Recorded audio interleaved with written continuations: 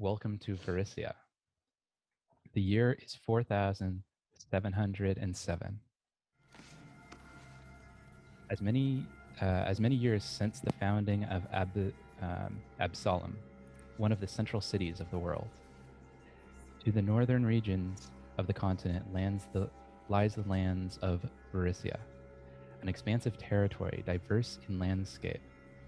To the west lies the streaming sea and the Varisian Gulf, which protects the coastal towns and cities from all but the worst sea storms.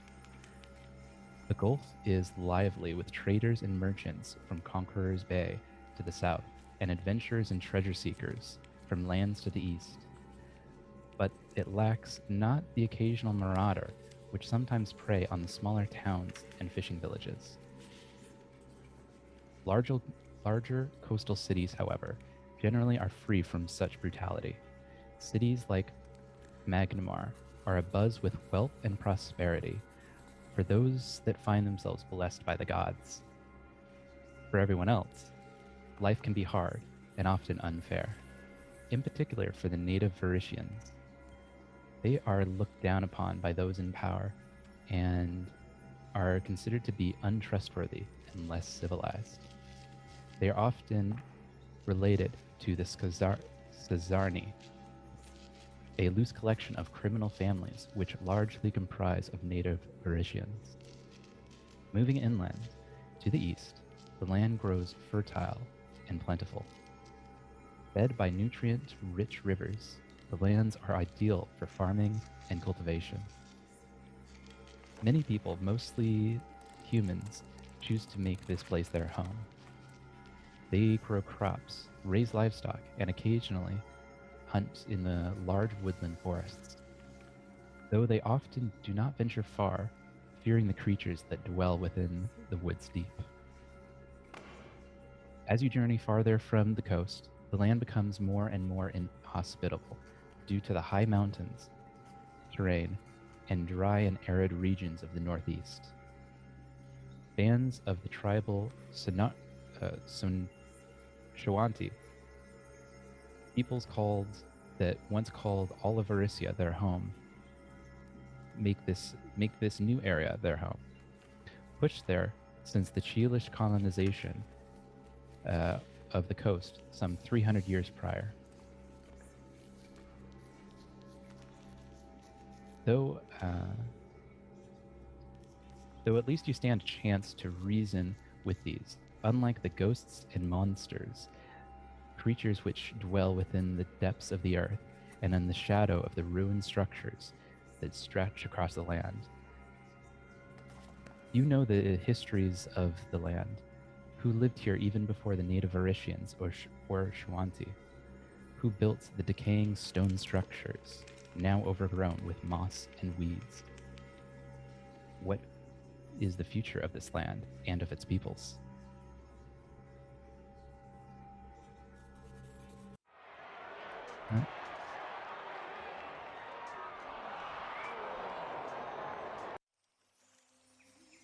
Our story begins on the western coast of Varisia, north of the city of Myanmar. On the lost coast lies a town of Sandpoint that was once a small Magnerian colony 5 decades previously, has now grown to a busy little town of its own right. Prosperous in trade and shipping, farming and brewing, logging, and even glass blowing, Sandpoint has made a name for itself as being one of the wealthier towns in the region. Today, on the 23rd day of Rova, on the 23rd day of Rova, and the day the Sandpoint Festival is to begin. A day beginning the fall season, full of feasting, drinking, merrymaking, general celebration, and enjoyment. The celebrations have drawn travelers from near and far. And as you enter the town, you notice a little sign in front. Has a little mirror on it, and on that mirror, or under that mirror, it says, We see you as you see you, showing how welcoming this town really is. It's about dawn or so, a couple hours after dawn, and you all four of you have now entered the town. It sounds like there's a lot of preparation being made. People are kind of bustling around town, readying themselves for the oncoming celebrations. It seems like most of the activity is directing itself towards the central cathedral, one of the larger buildings in town. Where would you like to go?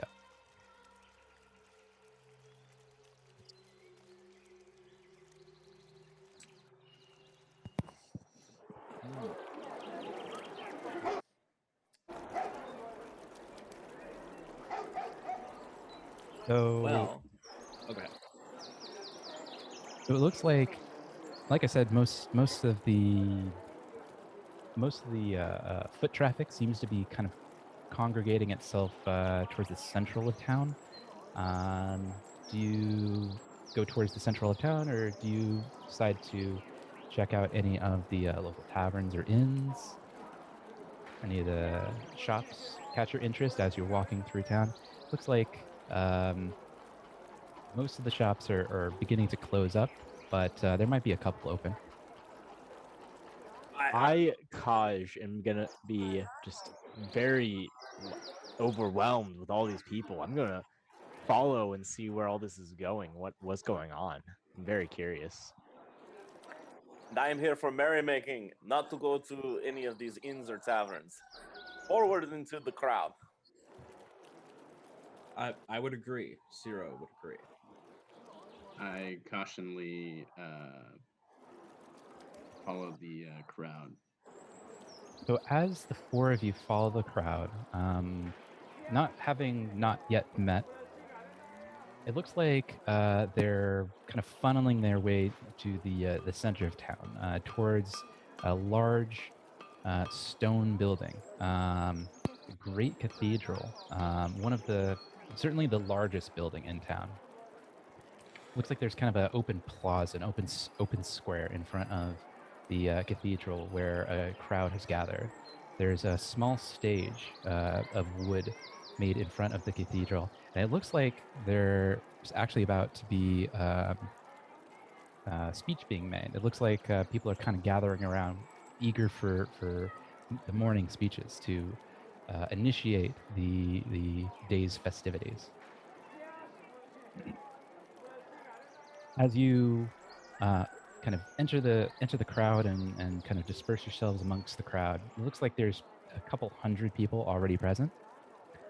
You see kind of a shorter woman, probably about middle age, you can't quite tell, with short red hair. She looks fairly thin, but certainly someone that could handle herself in a fight if you had to guess. She walks up to the center of the constructed wood stage and kind of draws in the crowd, gestates to draw in the crowd. I thank you all for attending the Swallowtail Festival. As I look upon your adoring faces, I'm glad to see so many of Sandpoint's finest in attendance. Even Lars Ravandi managed to take himself away from his taverns. The crowd kind of laughs a little bit, and it looks like there's one kind of old looking guy in the crowd that seems to be a little bit less amused by the joke, but everyone seems to be looking towards him. I especially wish to thank Sandpoint's Mercantile League for all those that have contributed to the construction of the new Grand Cathedral. If it were not for their contribution, this celebration would not be possible. Now, I know that the man you really want to listen to is Father Xantus. But first, I think our dear Sheriff Hemlock wanted to say a few words. The woman steps off the stage, and from the side, you see a heavily armored man in a red cloak. He has a sword on one side and a bow over one shoulder. He looks like he's not terribly thrilled about being there, but willing to do his duty. I thank you, Mayor. I just wanted to remind everyone that day like today, there will be no law breaking tolerated. Drinking to the gods is not a suitable excuse. That being said, enjoy the festivities, enjoy the games, and thank the gods. Crowd nervously claps, but seems like they're ready for the next speaker. He goes on. Now I do believe that our dear Lord Lonjitsu Kaijitsu was next to speak. And he steps off the stage, but after a couple of moments, it doesn't look like anyone steps onto the stage to fill his place. From the crowd, you see a very kind of an elegant looking man. He doesn't appear to be an elf, but he has elvish-like features. He's very tall, thin, very handsome-looking guy. Long blonde hair, strewn to a ponytail. Very well dressed guy, and he steps forward. Well, I believe our reverend Lord Kaijitsu was slated to speak next. However, it seems that he's feeling unwell. Perhaps the good air of cheer was just too much for him. The crowd laughs a little nervously. As Mayor Deverin mentioned, the man you really want to hear from is Father Zanis. So, as unlike me, I will offer the stage to someone else. Just remember to stop by the Sandpoint Theater tonight for our wonderful production of The Harpy's Curse, led by the lead role of Aravera being played by none other than our dear Myanmar actress Alessandra. The crowd erupts into a massive cheer. It seems that this crowd is actually quite taken by this young guy. Either that or they just really like the theater. Finally, the fourth speaker comes up. He's kind of a older-looking gentleman, very distinguished, well-trimmed beard, and wearing a long blue robe that's distinctive of the goddess Desna.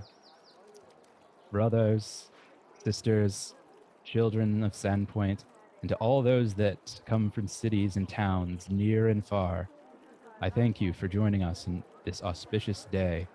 Today is the day that we thank the gods and for what we have and ask for their blessing. It is with their blessing and the christening of this new cathedral that we can turn the page in a dark chapter in Sandpoint's past.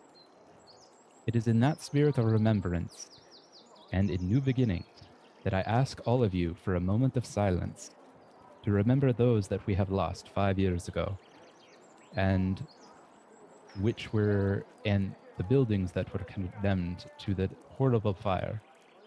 In remembrance of my dear friend and mentor, Father Tobin, and his daughter, Gracious Nuala. The crowd kind of all becomes a little bit somber, but respectively bow their heads in a moment of silence. Do you bow your head along with the crowd, or keep looking around? Keep looking around. I mean, keep looking around. I will bow my head. I bow my head with my eyes up. Yeah, I'm a blend in to the best of my ability. So everyone that bowed their head kind of managed to blend into the crowd very, very easily. A couple of people around a fairly large orc seems to be kind of like looking his way, I think, in somewhat of an era of disgust for having not bowed his head. I thank you, my friends. May Desna smile upon Sandpoint once more. Now, let the festival begin. And he kind of throws up his hands, and the crowd jeers and cries out. in kind of an ostentatious applause. And it looks like now that the speeches are complete, it looks like the crowd is kind of beginning to move around. Looks like a couple of people are going to the east, and you can kind of hear them talk about a log rolling competition. Sounds like a couple of people are heading to the south, kind of the southern end of the plaza, and it sounds like they're talking about a archery competition. Does that pique anyone's interest, or are they gonna? Or would you like to look around looking for something else that might be going on? I'm very interested in this log rolling competition. Test of strength. I will go there. All right. So, is anyone else kind of following the crowd to the east? I'm gonna head south towards the archery. Also, too, everyone change their Zoom names to their characters so I can reference you guys by character. Zoom names. Your username on Zoom, go ahead and change those to your character's name. There you go. I don't think I'm So- going to participate in the archery competition or anything, but I'm gonna follow the crowd a bit, see what, just kind of explore, you know. I'll follow to the east to spectate this log rolling competition. Okay, we'll start there. So Utamir and Ciro follow the crowd towards the east. Looks like there's a couple of fairly large logs already put in place in Miller's Pond. It looks like there's one guy already on it, and it looks like he's kind of stepping forward, stepping back, stepping forward, stepping back to kind of maintain his balance on the log. And as he's doing that, the kind of crowd gathers in to watch him, and he then jumps off onto the shore and says, "Who's next?" His great red beard is kind of catching your eyes. Kind of a balding guy with a red beard, kind of a short, stocky looking guy. If you hadn't known any better, you'd say he probably was a dwarf, but he seems quite agile for a short humanoid. I will go next. Utramir will go next. He looks at this kind of long, tall, stocky-looking orc with a large scar on one eye, with this fancy hat and fancy clothes, and he looks a little dubious at the prospect, but he seems willing. He yells out to the crowd, "And who will challenge this young orc?" From the I Here? will. All right. He looks at he hears kind of a small voice. It almost sounds like a mouse's squeak. And he says again, "Who will challenge this young orc?" I will challenge him. Do you step forward? Yes. I'll take my Step- hood off as well. I've had it up just to kind of cover my features. You step forward from the crowd, and you're noticeably shorter than most of the patrons here. And he just grabs his belly and laughs a hearty laugh. And you're gonna take on the orc, are you? I will try my best, and perhaps it will entertain and please you folks and Desna. It will, my rat friend. It will. Please come. I accept your challenge. All right. So he directs you both to the logs that are being held down only by a couple of weighted rocks on either end, so they can freely spin in the water. He doesn't. He looks at Utamir and kind of looks at you and says, "You'll be able to make it fine." kind of grabs Ciro with 2 hands and just kind of throws him on the log, thinking he needs a little extra help. I'm glad And, someone took the challenge. And as you kind of grab his shoulder to balance yourself, he yells out, "The rules are simple. Whoever falls in first loses." I'm afraid, my rat friend, this is where the entertainment shall end for you. We'll see. Confidence. So both of you roll a athletics check to see how you guys are doing. 18.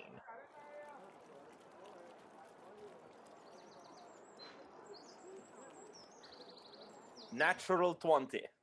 All right. Wow. Utramir hops right on the log without missing a beat and just starts skating forward, skating back, and skating forward. The water is kind of splashing on either end. He seems to be managing just fine. Zero, however, seems to be holding his own as well. He's kind of skating back and skating forth, not quite as agile as the tall orc, but he seems to be holding his own. Both of you roll athletics again. Or excuse me, acrobatics.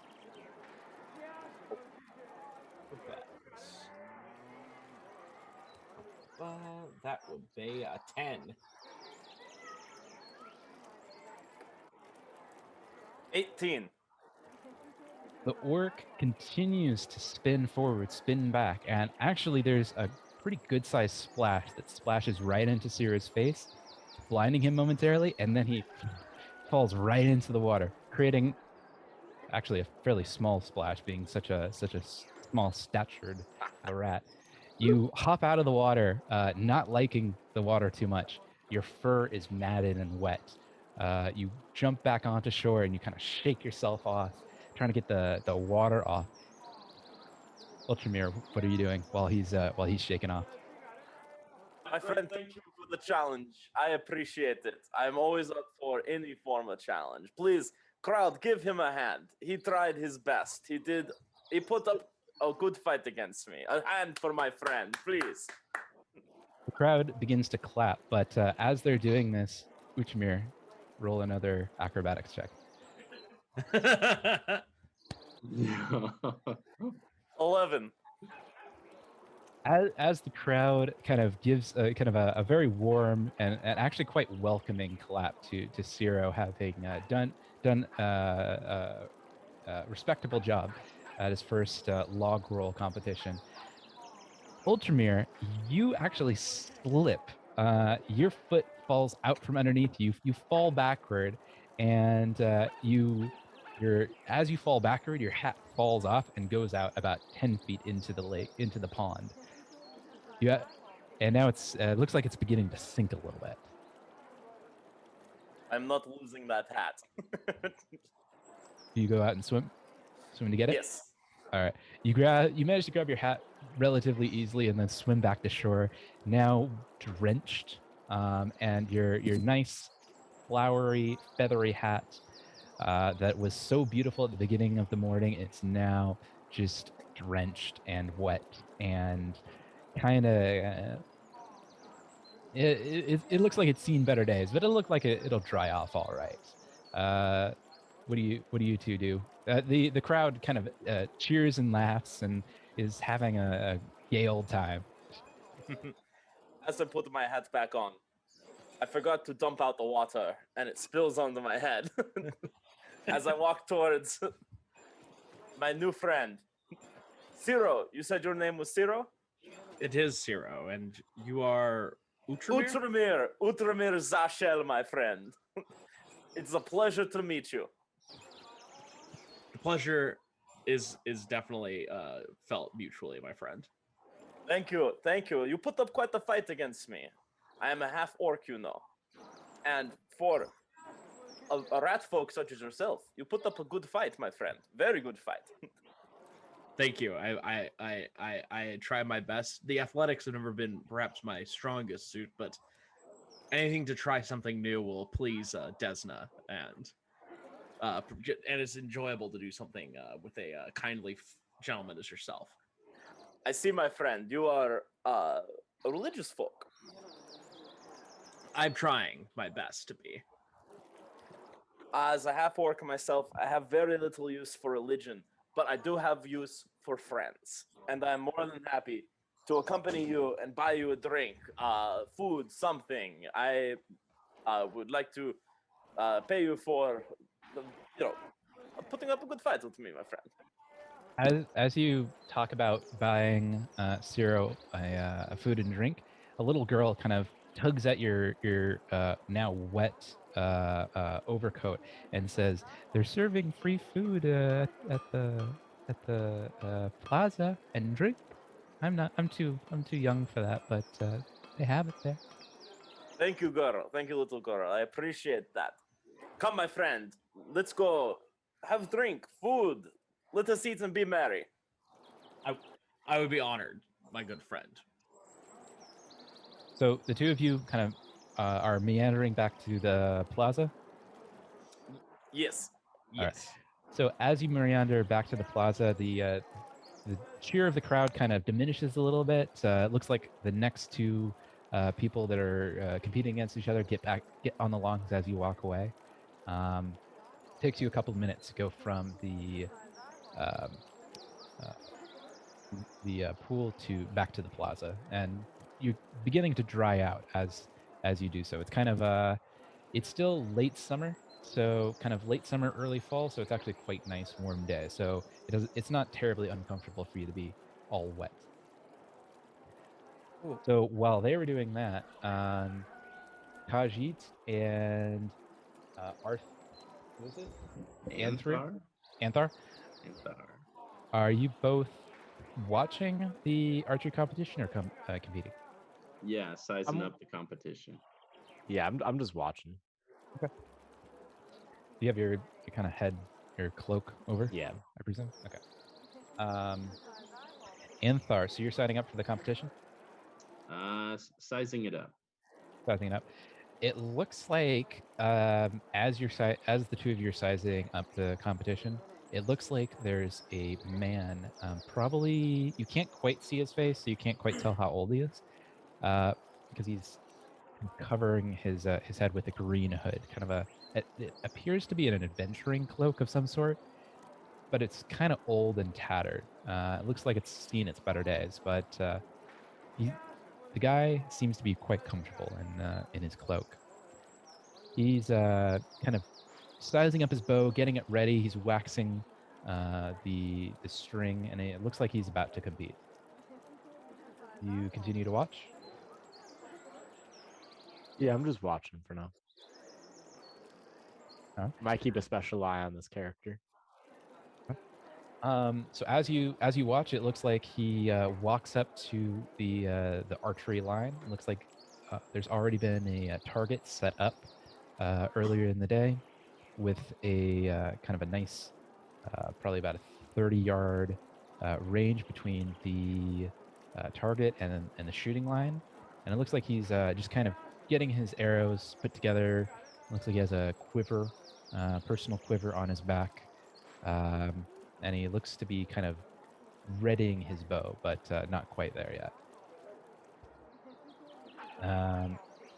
As he kind of draws back, you both having some experience with the bow, you kind of know how far a good draw is, and you notice that this guy is drawing back a little bit farther, a little bit off technique, but as he releases, it goes right in the center, bullseye. And the crowd, kind of the smaller crowd around him, kind of cheers and kind of applause the shot. And he yells out, "Oh, that was all right, but if I can hit it twice, well, that would be even better." He draws back a second time and shoots again, and actually splits his first arrow in twain, and manages to completely destroy the first arrow. He raises his bow up in the air and says, "If anyone can do that, I'll buy them a drink, or two, or three." Anyone Heck, I got nothing to lose. I'll jump up there. All right. So, so you're gonna try for the splitting the arrow. Yeah, Or you- yeah, why not? All Let's do it. roll a dex dex roll. So that'd be d20 plus your dex modifier. Or actually, where's your character sheet? My dex is +4. Actually, scratch that. Just roll a attack roll. No, it would be a dex roll. So, wait. Range strikes, short bow, attack 7, dex 3, proficiency 3. Yeah. So just roll an Train. attack. Just roll an attack roll using your bow. Okay. Oh. Ah! It is an 18 was the roll. Plus, I don't know, my attack 7. Dex 4, proficiency 3. What's that total? What's my what? What's your total? Well, I got 18 on my roll. I have a dex of 4. Short That's bow. 22. Sure. 20. Well, you have proficiency as well, so it should be a d20 plus your attack roll on your short bow, which is 7. So it should be 25. Okay. Yeah, 25. Actually, I forgot that this is your first time. For some reason, I was thinking that you had played before. This is actually your first I time haven't playing. Huh? done Pathfinder. I've done like other ones. Okay, so it's going to be your d20 plus your attack roll or attack number, which is in blue. It's the number just to the right of your short bow, which is 7. So if you've rolled an 18, that's going to be 25. Sweet. Then I got 25. Nice. All right. Oh yeah. You actually managed to split the arrow right in twain. And it looks like as you kind of turn around and look at the guy with the green hood on, you get a better look at him. It looks like he's kind of an older looking guy, dark hair, dark kind of handlebar mustache, beginning to gray up, but not quite there yet. And his eyes are agape and says, "Well, I guess I owe you a drink." He reaches into his coin purse and pulls out a gold coin, and he kind of flips it towards you. It says, enjoy the taverns in town." Why, thank you. But I'd much rather learn a little bit about your technique. I've never seen anything quite like that. I haven't seen that, have you? Well, I'm not surprised. You probably haven't tried these techniques in anything other than goblin hunting. Goblin hunting. I haven't participated in that before. I used to be a goblin hunter in my youth, but had to give it up. You know, it's bad on the back. I feel that. I'm 23. My body's too broken as it is. If you ever come across some goblins, I have ongoing reward for goblin ears. Oh, do tell. For every goblin ear you bring me, I'll give you 5 copper pieces. Oh, that's a good deal. And if you really like goblin hunting, you gotta come by my my stable later on. I've got a little bit of a trophy from my goblin hunting days, if you enjoy that sort of thing. I'll keep that in mind. It was great meeting you, sir. Aye, great meeting you. And he kind of pats you on the back and strolls off. It looks like he's kind of heading towards the either a tavern or maybe a drink or a cart or some sort.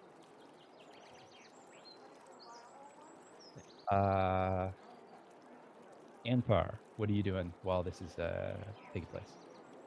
I see the two talking, and kind of approach the older guy, I guess. Oh, okay. Oh. It looks like he's grabbing a drink at one of the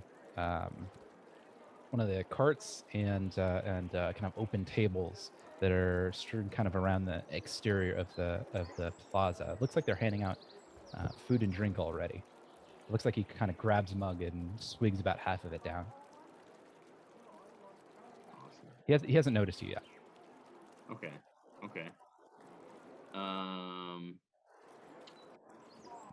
Shoot. I don't want to do this.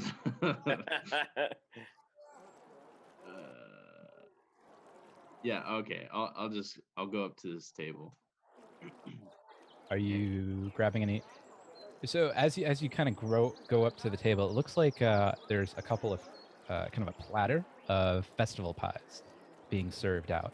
It looks like they're free to take actually, and then a couple of mugs, kind of either clay or wood mugs full of drink. You're not quite sure what kind of drink it is. Okay. Yeah. I'll kind of blend. Still hasn't noticed you. He's too busy drinking. Okay, enjoying I'll his drink. blend in, kind of grab some drink, grab some food, sit down at the table. So as you are you grabbing a festival pie and a drink? Yeah. So as you grab a festival pie and drink, you kind of maneuver yourself in front of the guy, and he kind of looks at you, but doesn't really bat much of an eye. It looks like there's a fair number of elves and half elves in town, so you don't really draw his attention so much. People, my kind. Okay. What's up, elves? What's going on? Well, it doesn't look you. So as you cry out, he kind of looks at you, kind of inquisitively, and says, "There's no elves around here at the moment, but probably will be later." What are you talking about? What are those? What are those? What do you mean by that? Well, look at their ears. It looks like they have the elf embodiment. I mean, how do you not know what an elf looks like? Oh, I know what an elf looks like. I'm just saying there's not any elves right here at this table. Oh, you're talking to yourself. I wasn't sure. Yeah, that's cool. Oh, I thought you were yelled out. How? I thought you were yelling things out to the crowd.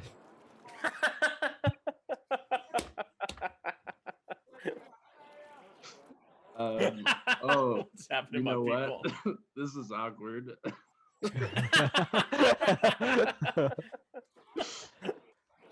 As you begin to kind of sweat a little bit because you feel slightly embarrassed, he looks at your bow and says, "Finely crafted bow you have there. That Elvish make?" It is. Yeah. May I? Kind of hold out a hand. Yeah, you want to try it out? No, I wouldn't be so presumptuous. I just like to take a closer look. Sure, go ahead.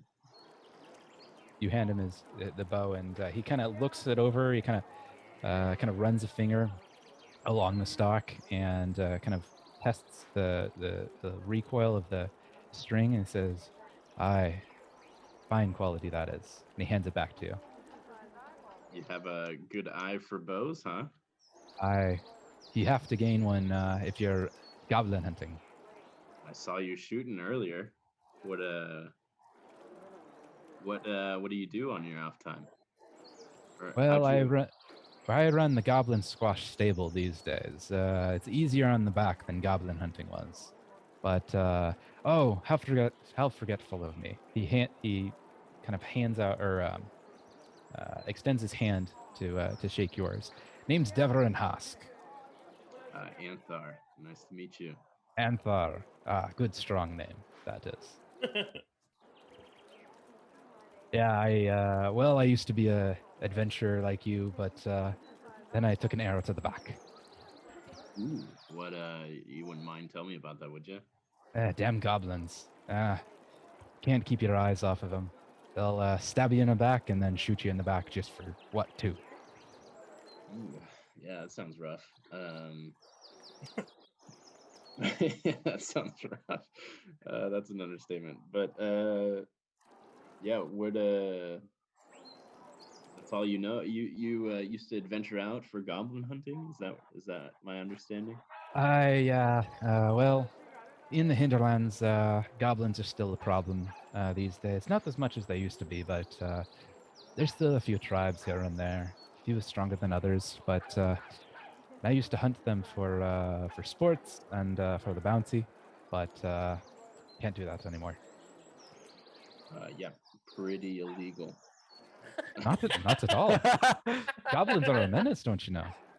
Oh, okay. I guess I've never really came across one before.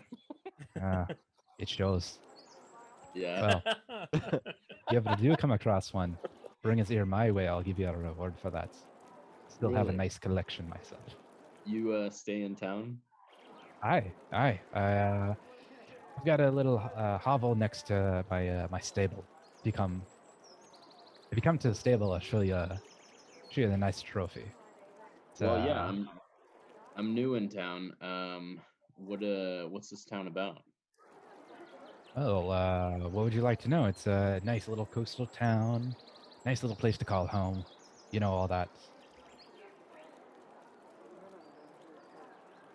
Yeah, well, you've been living here how long?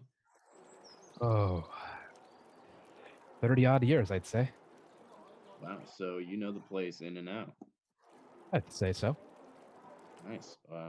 Where? Yeah, I know you as a what do you call it? An archer yourself. Where do you go to fix your bows? Well, there's not really a place to fix your bow in this town. Not quite big enough for that. But if you need something fixed, blacksmith might be able to help you out. You think so? Maybe so. You want to? I personally, I fix my bows myself. You do. do. What's your process? What's the process? Well, it depends on what you broke. If you broke the shaft, well, you're out of luck. If you broke the bowstring, well, you can get some flax together and hammer that out and make yourself a nice little new string out of that. All right. Well, good to meet you, Mr. Deblin, Mr. Hosk. I think I Name's will. Davarin. Daverin. Davarin. Sorry, my native tongue in elves it's hard to pronounce those R's. Oh, I understand.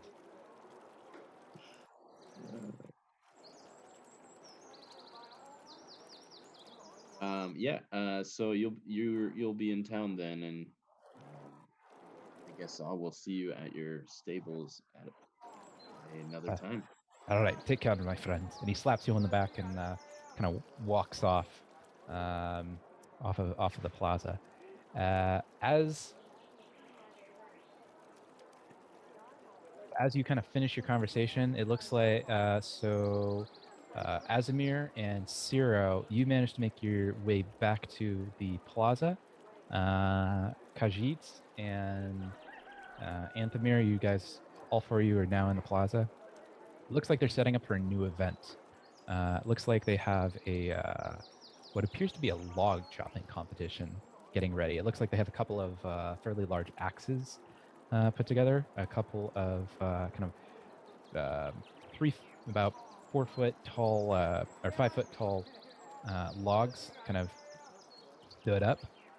Looks like one guy, kind of a 20 something year old, brown hair, kind of a handsome looking guy in a white tunic, is getting set up. Looks like a crowd's beginning to gather.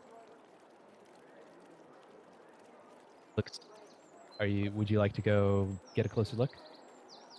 Absolutely. I'll join my friend Utramir. Good man, Cyril. Good. Rat folk, I mean. Yeah, thank you. All of So, okay, observe. And Anthar? Yeah, I'll look around for what is what is Garrett's name? Khajiit. Khajiit.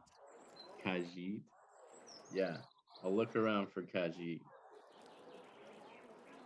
So as you're kind of looking around and the crowd is kind of beginning to gather, he the young man, he slaps both of the axes into the 5 foot log that's now being kind of stood upright, and he looks at the crowd and kind of yells out, "Now who's willing to challenge the reigning champion at an axe chopping competition?" It sounds right up my alley. I, Utrumir Zashel, I've already conquered your log rolling, and now I'm here with an axe competition. Too easy, my friend. I will do. I'll be beaten by a wet orc. That'll be the day. Ye will. All right, so he kind of grabs your shoulder and kind of pushes you towards one of the logs and says, "Now here's the rules: whack the log, chop it in half. First one done wins. Simple as that. You got it?" Are you sure it'll be simple for a man of your stature? He looks at you and he's not the shortest guy in the world. He's probably about average, but he definitely has to look up to you. And he says, "The bigger they are, the harder they fall." Aye, that'd be true. That'd be true. So as the two of you kind of square up, one of the onlookers kind of volunteers himself to kind of be in the center and call the starting point. You both pick up the axe, and the man in the center, he kind of looks at you both, and once you both are ready, he kind of puts his hands together, calling for the start of the competition. Roll a strength check. That'd be D20 plus strength modifier.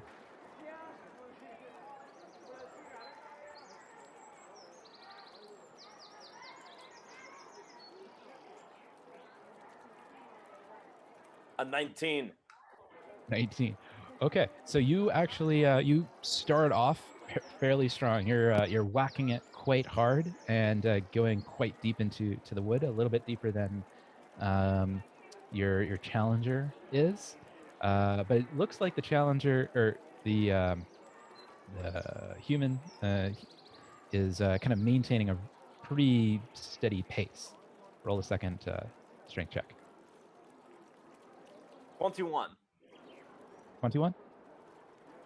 21. All right. You are now about 2/3 of the way through the log, and it looks like the other guy is just a hair behind you. Roll another strength check. 17. 17. All right. You are now neck and neck. There's only about a sliver of wood between one of you and victory. Roll another strength check. 22. With a great heave, you manage to cleave through the log. About a foot of wood falls to the ground with a great clunk, and the entire crowd roars and cheers. Orc, orc, orc, orc. The entire plaza begins to chant, "Orc, orc, orc, orc." Orc. And the guy in the white tunic, he kind of places his weight all on one leg and uses the axe to balance himself. He's just trying to catch his breath at this point. And he says, and he hasn't quite caught his breath yet. What would you like to do? Well, we may have got off on the wrong foot, my friend, but that was a good competition. Thank you. That was very entertaining. May I offer you a drink? I can go get one for you. He looks up at you, and he's still panting a little bit, and he says, "Aye, you won fair and square." He kind of reaches out his arm for a congratulatory handshake. I reach my hand out too. Let's have a drink, my friend. What's your name? My name is Utramir. Utramir Zashel. What is your name, friend? Eborn Thorn. How do you do? I am very good. I am having a great time. Are we not, people? Are we not having a great time here? The crowd roars and says, "Yes, great time, orc." Well, my friend, a promise is a promise. Let's get you a drink. I can introduce you to my fine fur-matted friend, Ciro over here as well. Good to meet you, my good friend, my good sir. And he kind of like looks at you. He kind of looks down a little bit. It kind of isn't quite sure what to make of you. He's a little bit dubious. Looks like he's never seen a rat folk before. But he says, "Well, any friend of Utramir is a friend's mine." And he kind of pats you on the head. My friend, do not judge his size. If you will not remember, as you said, sometimes the bigger they are, the harder they fall. Not in my case, of course, but... Ah! Oh, that's a good one, Utramir. He walks towards one of the tables that's handing out free drink.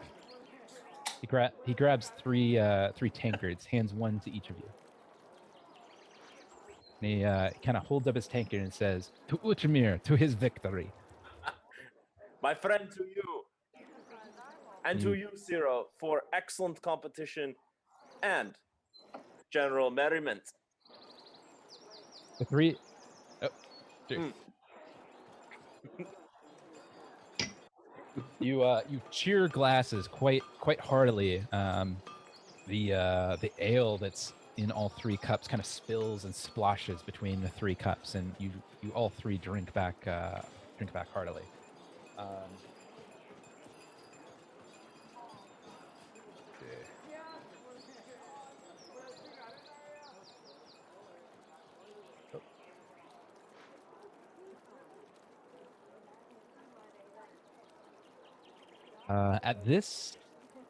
At this point, it looks like there's a new crowd kind of gathering at the beginning of the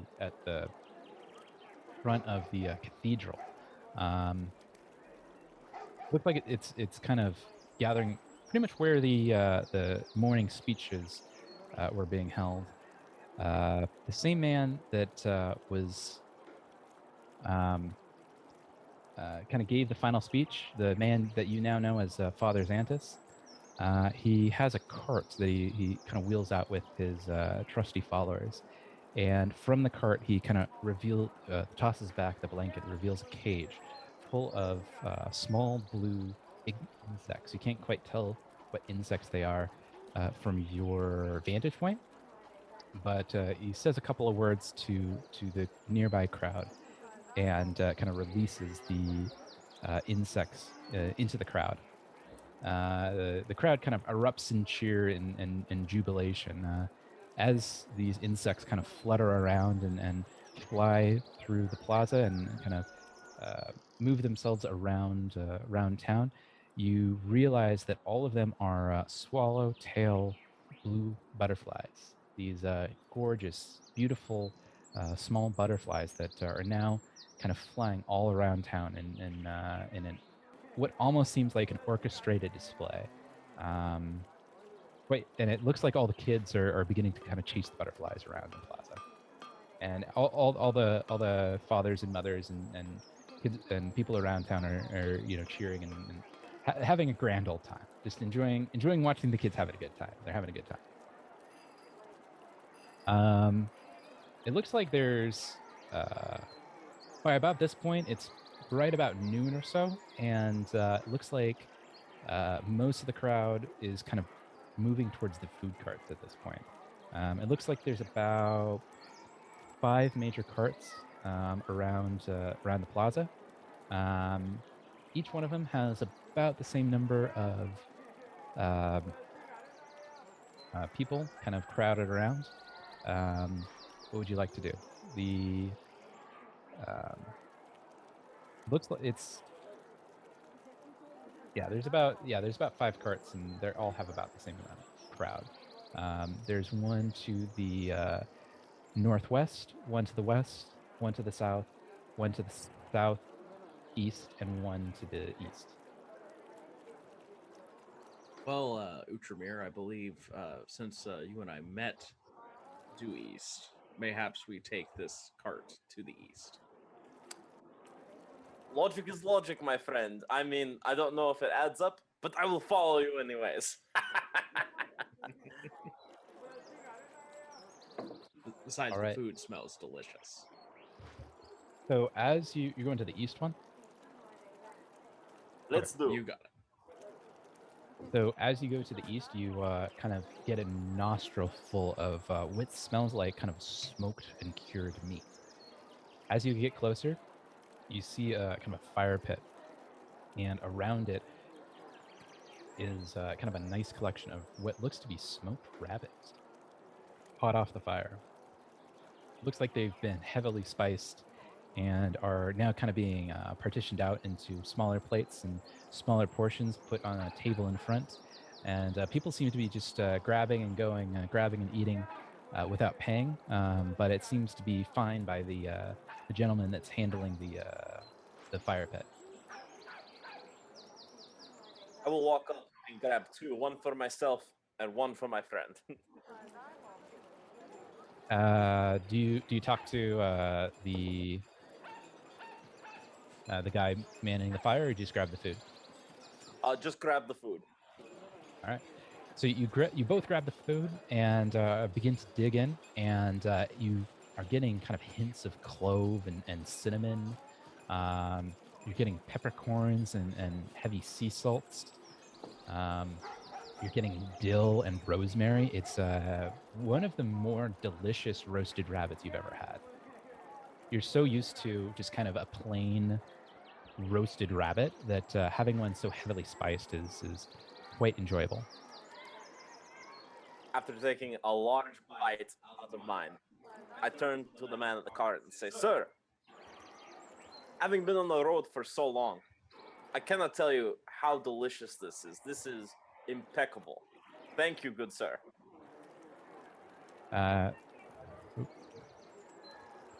He turns at you, and he opens his mouth wide with a huge grin, and you notice that his front tooth is noticeably cracked.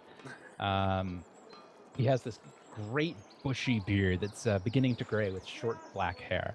He looks to be a very, very hairy man, but he embodies the phrase "cuddly as a teddy bear." And he says to you, thank you, my friend. Anyone that enjoys my food is a friend of mine. Name's Well, sir, Cracktooth. What's your name? Cracktooth, I love your name, friend. Very Well, fitting. friends call me Cracktooth, but my real name's Jess, but I always like Cracktooth. I'll go with Cracktooth, my friend. I am Utramir Zashel. Utramir, good lad. And he kind of puts his hand on your shoulder, and you notice at that point that he's a tad bit taller than you, and which is kind of abnormal. You're used to being the tall guy in the group. I put my hand on his shoulder and say, "Good sir, if you can cook a rabbit this good, I would love to see what you could do with fish." If you want to see my fish, you ought to come down Cracktooth's Tavern. My friend, I would love nothing more. You'll love that place. It's full of fun and fair. It's like having a festival there every day. Right up my alley. Hey, what do you say, Sierra? That would be wonderful. Mr. Cracktooth, you wouldn't happen to have, in your tavern, you wouldn't happen to have a lodging, would you? Well, afraid not. If what you're looking for is lodging, though, you can't have any worse than the Rusty Dragon Tavern and Inn. They're great. They'll take real good care of you. But if you want food and drink, Cracktooth's where you want to be, especially after theater night. Oh yes, the play is going to be going on tonight. Harpy's Curse, I believe I heard. I have a good ear. And where will that be taking place? At In the the theater, of course. At the theater, of course. I guess that would make logical sense. Did you see the man that gave the brilliant rendition of the synopsis of the play? Yes, who was this very charismatic man? Oh, that was Cedric Dacus. That's a great young lad. That one, bit preppy, but good lad.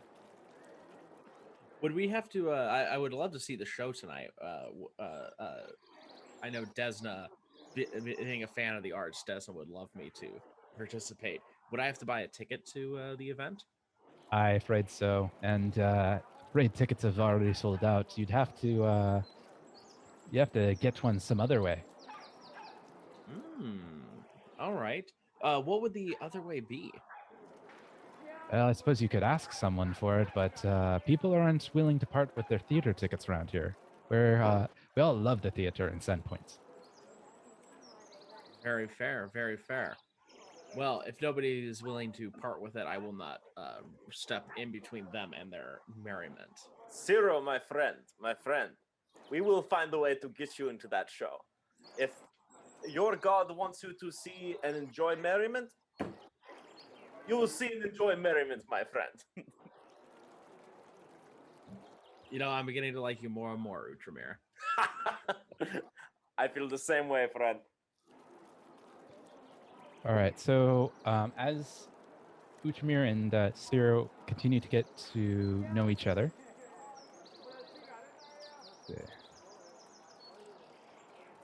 Khajiit and Anthar, are you guys checking out any of the food carts?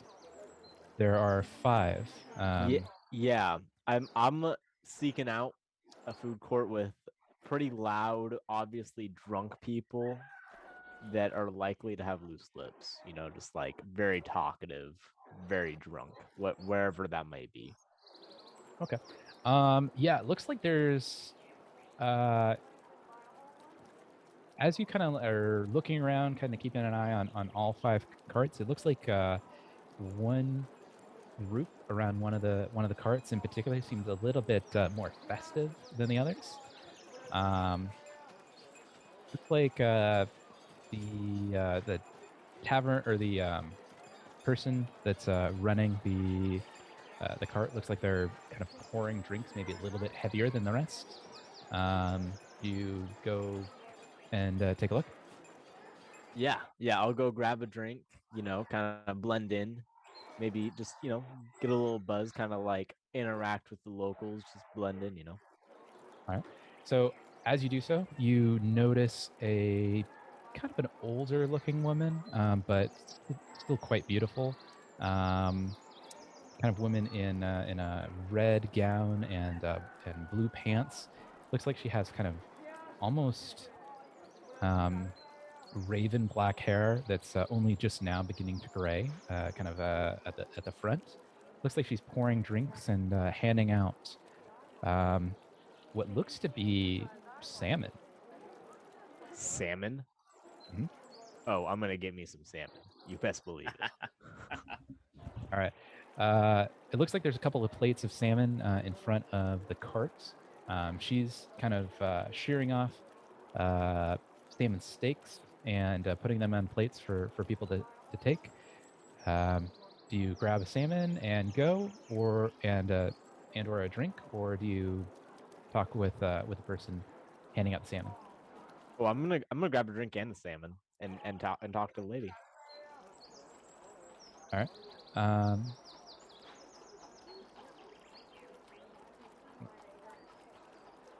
So it looks like she's fairly busy keeping everyone kind of happy and occupied. Did you try to get her attention? Yeah. Well, first I'm gonna try the salmon. How's the salmon?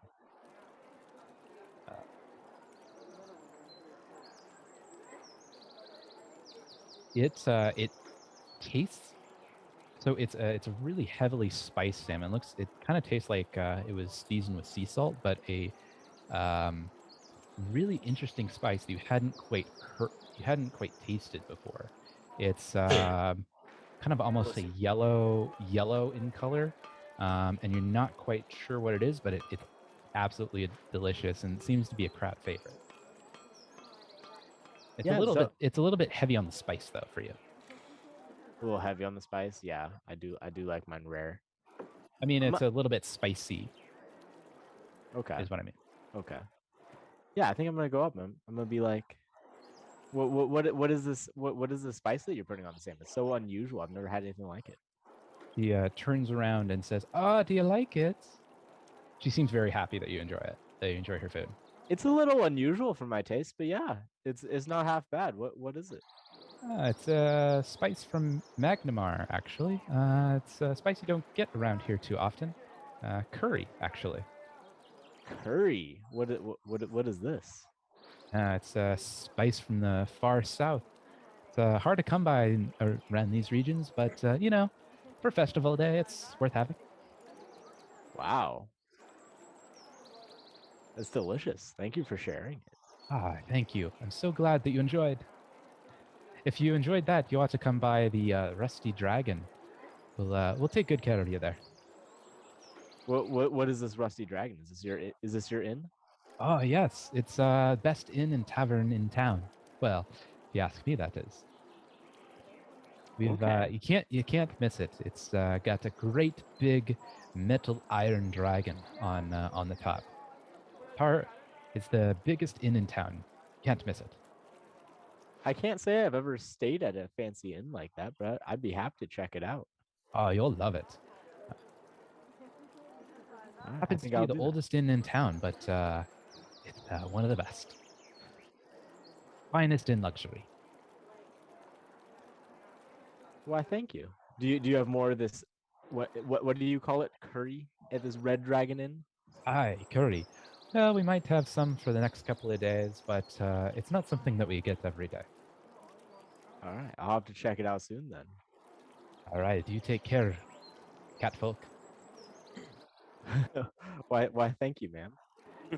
And with that, I'm gonna blend back into the crowd and kind of drop back into the watching and seeing what I overhear in the crowd. All right. Are you just actively listening for anything in particular? I'm listening. I'm listening to see if there's anybody talking about their like, if there's any logging going on, like anybody talking about their expeditions out in the woods. I'm definitely interested in that. But Yeah, it doesn't sound like there's too many people talking about logging on a day like today. Mostly, it seems to be people enjoying each other's company, kind of talking about having the day off, thinking Desna and. But there does seem to be some chatter about the cathedral. Would you like to get a little bit closer to listen in a bit more? yeah. I'll listen to them on the cathedral talk. So it sounds like you kind of hear a little bit of chatter about how terrible the fire was, and you kind of get bits and pieces, but you hear terrible fire. You hear Father Tobin. You hear destroyed so much. Thank Desna that we have the new cathedral. Not too much more than that. I think I'm gonna pull one of the random people aside and just like ask them like, what was this fire? I'm a newcomer. Could you tell me what happened here? You kind of pull, kind of tug on the shoulder of kind of a human, about 40 or so. Seems pretty plain looking guy. Do you ask him a particular question? Yeah. What exactly was this fire? I've heard about it here, and during the beginning openings of the festival. But I'm a newcomer. I haven't heard anything about this. Could you explain what happened here? Kind of looks at you a little bit inquisitively, but as soon as he notices that you're a catfolk, he kind of shakes his head and says, "Yeah, you don't seem like you're really around here. I can understand. Well, what we were talking about was about 5 years ago, terrible occurrences that happened 5 years ago. The fire in particular. Well, multiple occurrences, including a fire. Aye, two actually. The fire that took our late Father Tobin, our last spiritual leader, son of Desna. Terrible shame that wonderful man, great leader of the town, and fortunately it took his adopted daughter as well. Terrible Oh. tragedy that. That's so sad. So that consumed our last cathedral and a couple of buildings in town as well. Does anybody know what caused these fires?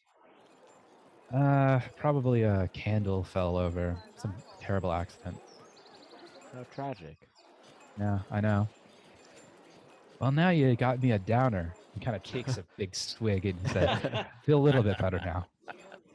Well, I must. And he I slap him on the back. I'm like, well, I'm sorry. I'm so sorry to bring down your evening. Let me buy you a drink to make it all better. "Oh, you mean this free drink?" And he takes another swig. That's exactly right, baby. He kind of jokes at you, but then kind of inches his way away from you. Like he's kind of wanting to get back to his buddies. I can take a hint.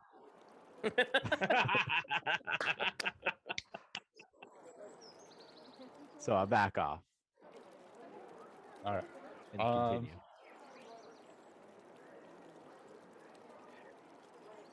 All right. So now it's kind of towards the evening, kind of early evening. It's about 3 o'clock or so. Looks like the only real event going on now is a axe throwing competition. Seems to be drawing most of the crowd. Anyone want to take a closer look?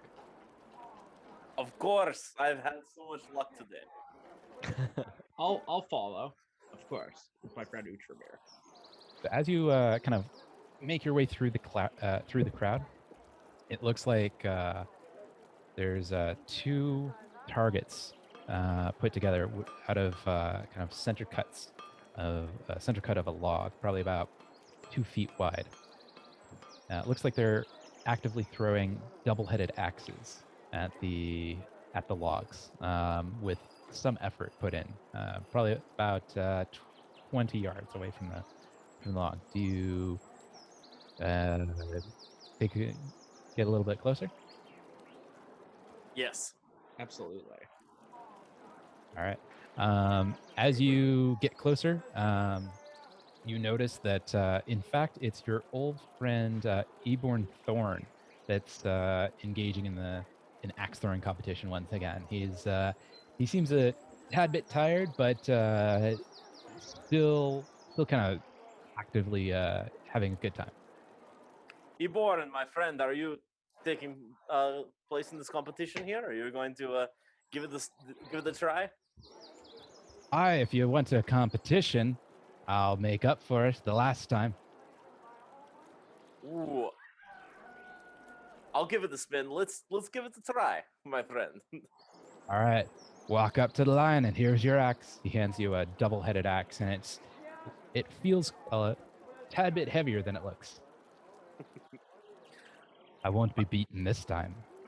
My friend, before we do this, I have a quick question for you. Do you by chance have tickets to the show for tonight? I do. How many? 2? I have got 2. Let's say I beat you. If I do, I get your tickets. If I win, how about that fancy sword of yours? You are a bold one, my friend. The sword is not for sale, but I would pay you 2 gold. How about that fancy hat? I'm afraid I cannot part with that either. Well, 2 gold it is. I appreciate it, friend. Shall we go? Aye. Roll a strength check. Actually, a dex check.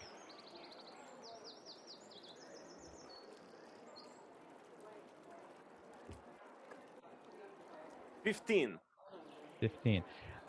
So you managed to hit it about on the third layer. So there's 5 layers in the target, one being a bullseye, and you hit it on number 3. Eborn, however, lands on number 2. He says, all right, that was first one. It's 2 out of 3, you know. 2 out of 3, my friend. Let's go. Dexter. 22. You both hit it bullseye, dead center. Well, that's a draw. All right, we'll go again. 21. You managed to hit it bullseye, but Eborn, looking a little bit tired this time, manages to hit it on the 5. Barely, it only just hits into the target. Yes! All right, the next one decides it. Are you ready, my friend? To I lose am. again?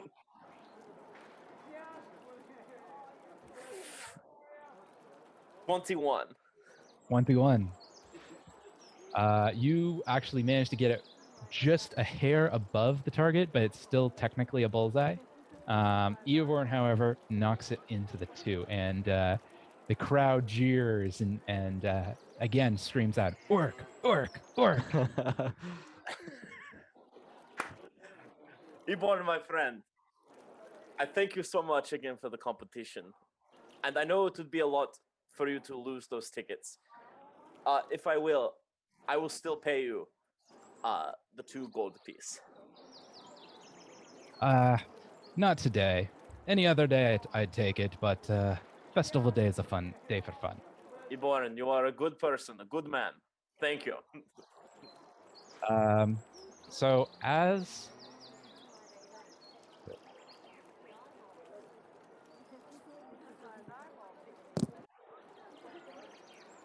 as you kind of finish up the competition, it looks like everything's kind of gearing down a little bit. It's about 5 o'clock. It looks like the sun is probably a couple hours from sunset. But it looks like almost everyone is kind of lining back up to the front of the cathedral. It looks like Father Xantus, dressed in his blue robes, is about to kind of speak out to the crowd. Do you kind of move in closer, kind of join the crowd? Yes. Of course. Let's see what's going on. Is everyone joining the crowd, or is anyone hanging back? We'll join the crowd. Join the crowd. Yeah, joining the crowd. Zero, you're in the crowd? Oh, yes. Sorry, my apologies. Yes. So it looks like Father Toman kind of like pulls something out from his satchel and kind of claps something together. You hear a large thunder kind of sound that kind of acts as a beacon to kind of for everyone to gather a little bit closer. You hear a stray dog that kind of crawled underneath, shrieked and crawled underneath one of the wagons at the sound of the thunder. You hear the buzz of a couple dozen conversations quietly hush as all the heads turn towards the central podium, where a beaming Father Xantus has taken the stage. He clears his throat, takes a breath to speak, and suddenly a woman's scream slices through the air.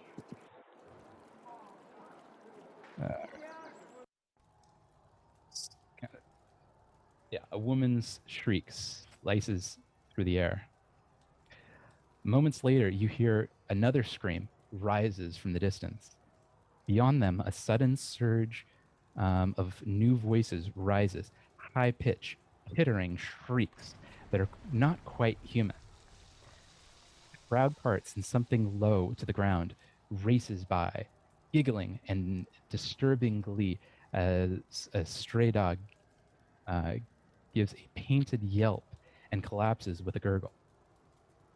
Its throat has been open it's been cut ear to ear. As the dog's blood pools around its head, the sound of a surge of goblins, crackling shrill voices echo out. Goblins chew and goblins bite. Goblins cut and goblins fight. Stab the dog, cut the horse. Goblins eat and take by force. Goblins race and goblins jump. Goblins slice and goblins bump. Burn the skin, mash the head. Goblins be here, you be dead. Chase the baby, shut it up. Bonk the head and shut it up. Bones and crack. Flesh is stewed. We be goblins, you be food. And this horde of goblins come into view. Everyone go over to roll 20 and roll initiative. Oh, gotta get my bow ready. Yeah. 12. Is initiative with your perspective? Yeah, so it's Perception. d20 plus perception. Oh, wait a Okay. minute. Yeah, let me double check something real fast. I'm at 21. Sorry, I'm a 16. My apologies. 16.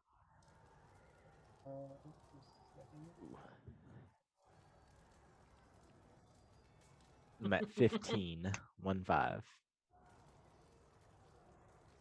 All right. 12.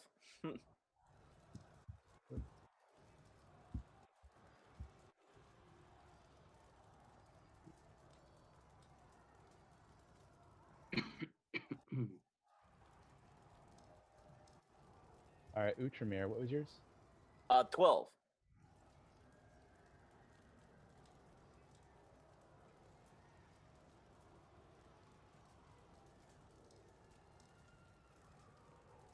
Oh, shoot. And 0, what was yours? 16.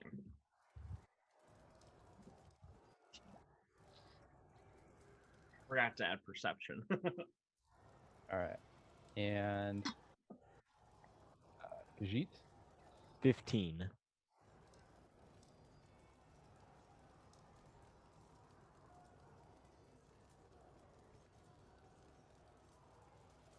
And Anthar. 21. All right.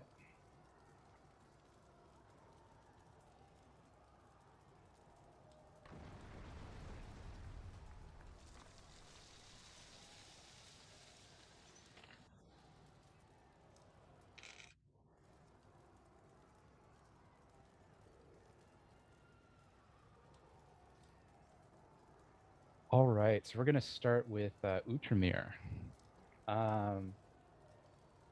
So, oh, you guys can't see that yet, can ya?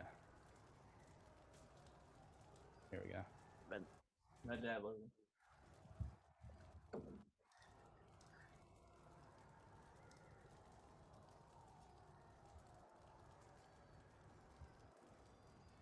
So you see 3 goblins pop up.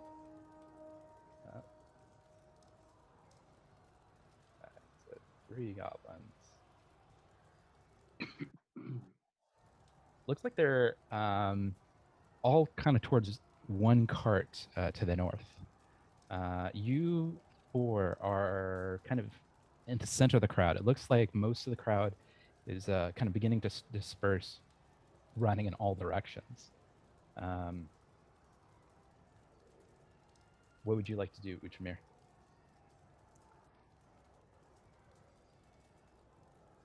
Let's see. I will bring out, since they are from a distance, I will bring out my crossbow, my hand crossbow, and take aim. Actually, wait. Let me double check something before I do that. Okay. I have plenty of room. All right. I will aim for the goblin on the left. All right. Go ahead. Let's see.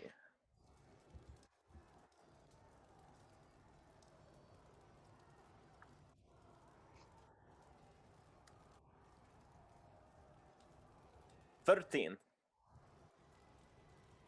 13 hits, or it does not hit. Sorry. Ah.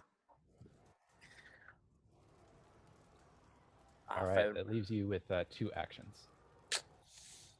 Let's see. Well,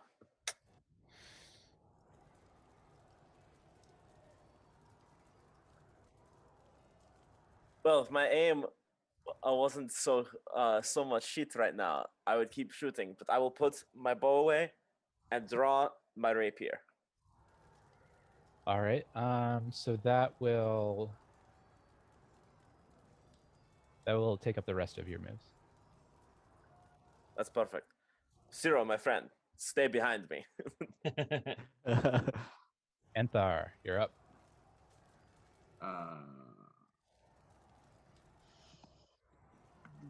I admire Utramir's shot, but I draw my longbow and move. Yeah. Onto the little stage thing. So you're heading up the. If you're gonna. Oh, sorry. You know what? Yeah. Let's not keep this complicated. I'll go right here. Okay. Draw my bow, which. Yeah, should be fine. I'm gonna aim at the. So if you moved and then drew your bow, that's 2 actions. Move and draw, yeah, and then. Okay. So you have 1 more. Yeah, I'm gonna shoot the right goblin. Okay, go ahead.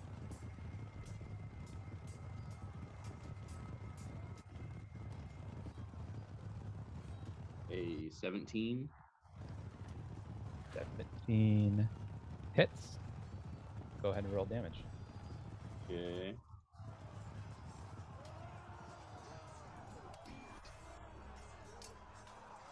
Oh. It's a 1.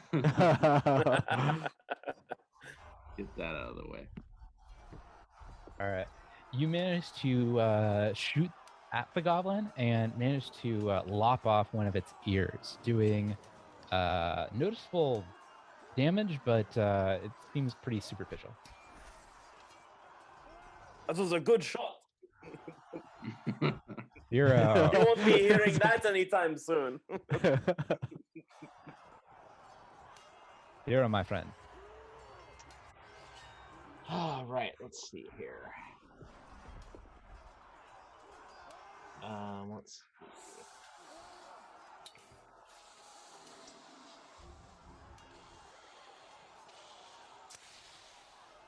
Let's see.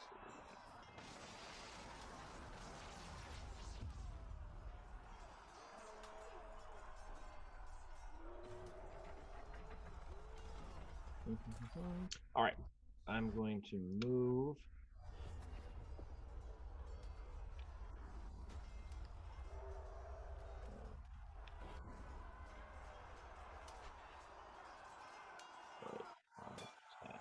Yep, I'm gonna do that. So I'll take a little leap there. Okay.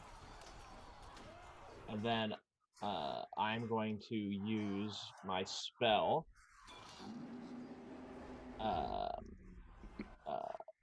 Actually, it's a cantrip spell.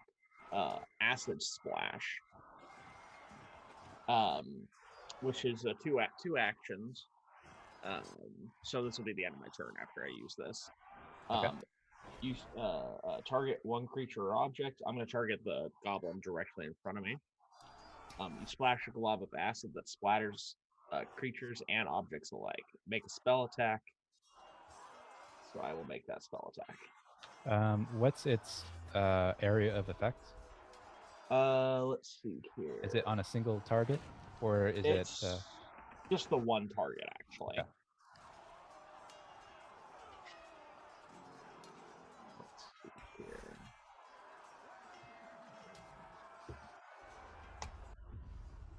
$18. 18 hits? Go ahead and roll damage. Awesome. All right, here we go.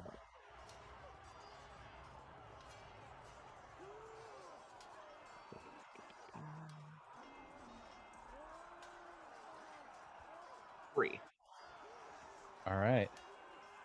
You managed to splash some acid onto the goblin. You managed to go into one eye, and he kind of grabs his eye and says, "Ah, my eye!" Ah!" He kind of falls to the ground on one knee and kind of shivers in pain. Oh, and it also is 1+1 splash acid damage. So I guess Okay. that's that would be 4 then, right? Yeah. Excellent.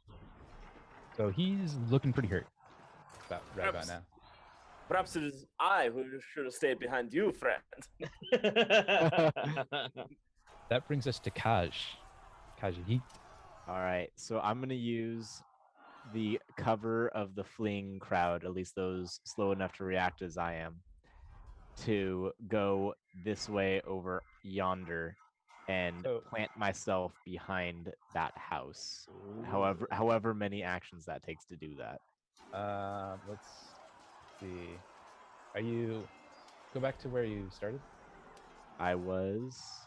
Oh. Ah. There we go. I was right here. So I'm using the crowd to sneak past undetected. So you're trying to actively sneak? Yeah. But I'm running and whatnot to do it using the crowd to get there. All right. That's going to use up your whole turn. Go ahead and roll a stealth check. Alright. Okay. Oh shit. I only rolled a 6 plus so 13. 13. Despite all odds, it seems like the goblins haven't noticed you. Yes. Seems like they're too distracted with so many people around and so many things going on, and being actively attacked by acid. Love it. All right. Thank you to the acid wielder. They're very That- welcome. That brings us to the goblin. So it looks like the goblin that some acid was thrown on him, he kind of shrivels and kind of falls to the ground 5 feet in front of him. And he's just kind of like moving around. He's aimlessly a little bit. He's still pretty stunned by that acid. He does, however, manage to gather himself enough to bring out or use his crossbow and target Zero. Zero, what's... Oh, I know your AC. Ooh, that's going to hit.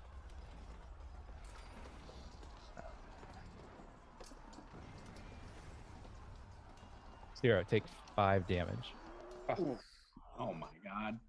You managed to take a bolt right into kind of the shoulder area, and it looks like it went feathers deep. Still sticking in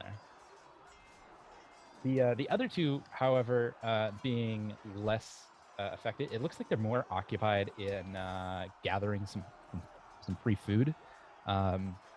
It looks like they're both filling their pockets, and only after a moment do they decide, oh yeah, maybe we should attack. So this goblin kind of moves here and targets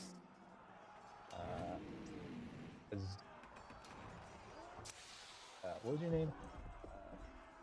Ultramir.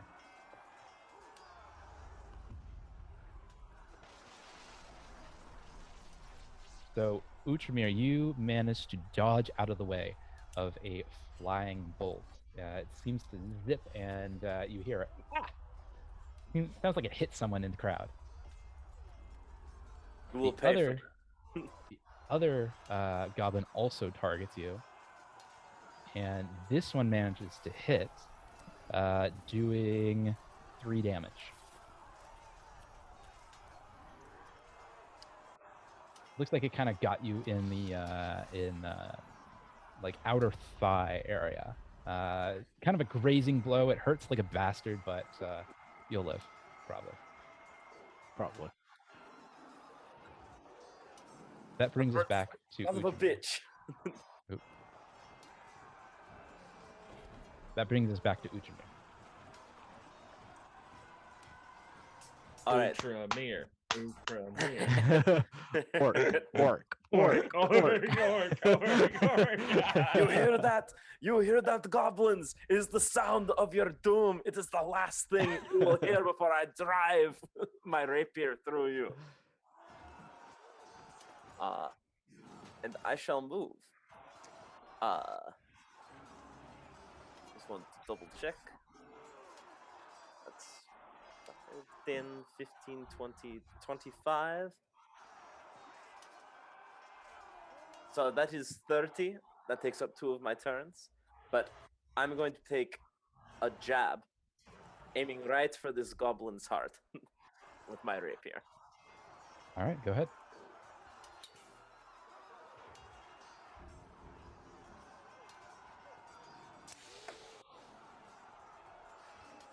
Natural 20. All right. You manage. Go ahead and roll damage Roll damage, okay. and double it. So whatever your damage roll is, times 2.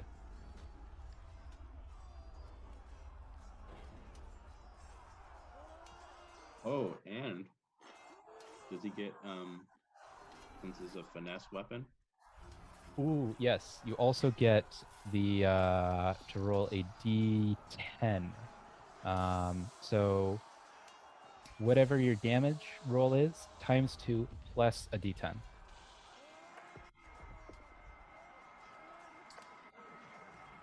$17.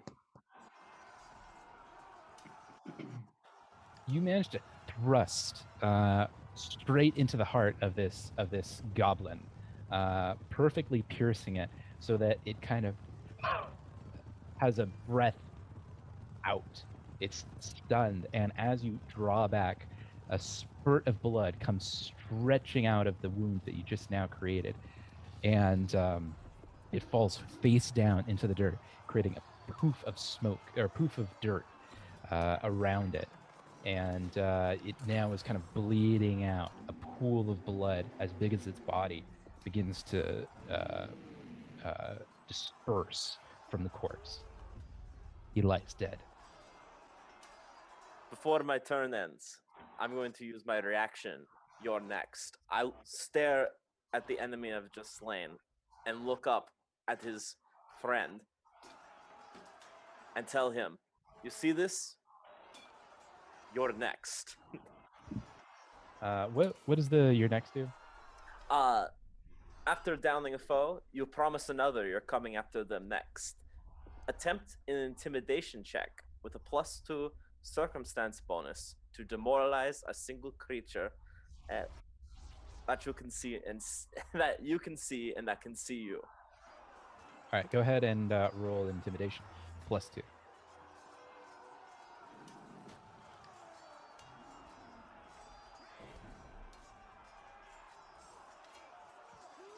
$25. And you're targeting the one closest to you or farther away from you? Closest to me. Closest to you. He looks at you and you yell out, "You're next." And he goes, "Whoop," freezes up, and then runs off. He is getting the heck out of Dodge, and as he's fleeing away, actually he doesn't get to flee away because it's not his turn yet, but he is frozen with fear right now for the moment. That puts us back to Anthar. Okay. I'm gonna use. I'm gonna hunt my prey. It's gonna be one action.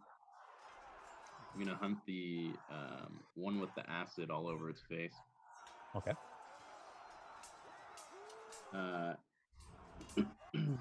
And going to try to shoot it with my longbow. Okay. Go ahead and roll. 16. 16 hits. 16. Okay.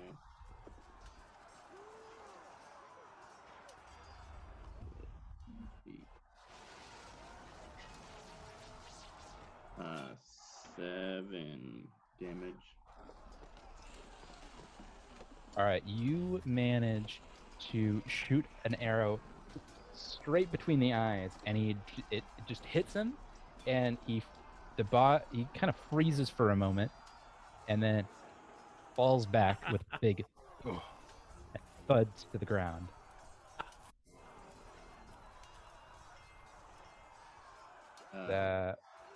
See, you have 2 more actions, right? One more action.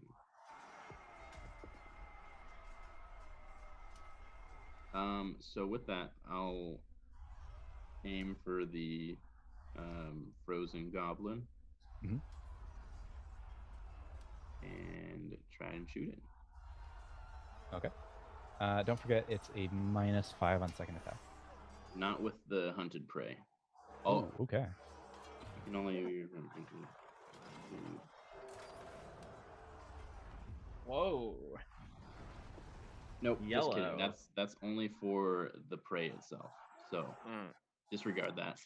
So Okay. -2. So it's only the one that you target, right? The designated prey. Yeah. Gotcha. -5. -5. Okie dokie. I rolled a natural 20. That's a 15.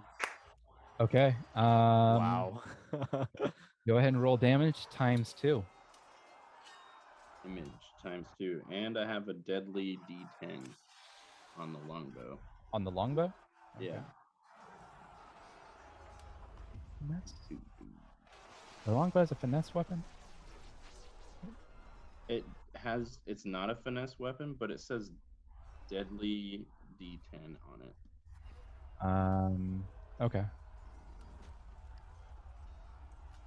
So go ahead and roll damage.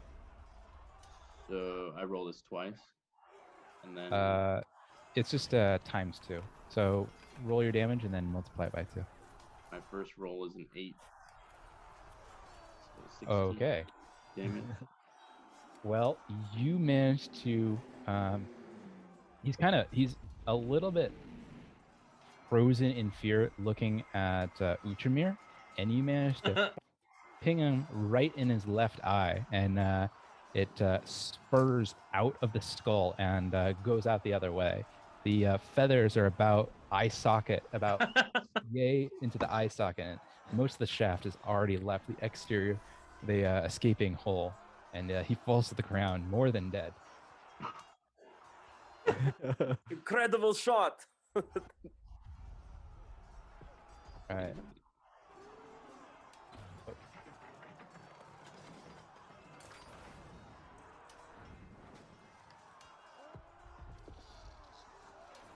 All right. You right now it looks like people are still kind of scattering all over the place. Not quite sure what to do. Not quite sure what is going on. There's still a fair number of people in the square, but it's kind of thinned out at this point. They're not quite sure what to do. However, do you do anything in particular? I will. There's no more goblins, right? They're all gone. You don't see any goblins. No. Well, go ahead and roll a perception check, everyone. Okay. Everyone? Yep. Everyone that wants to look for any other enemies. 12. 19.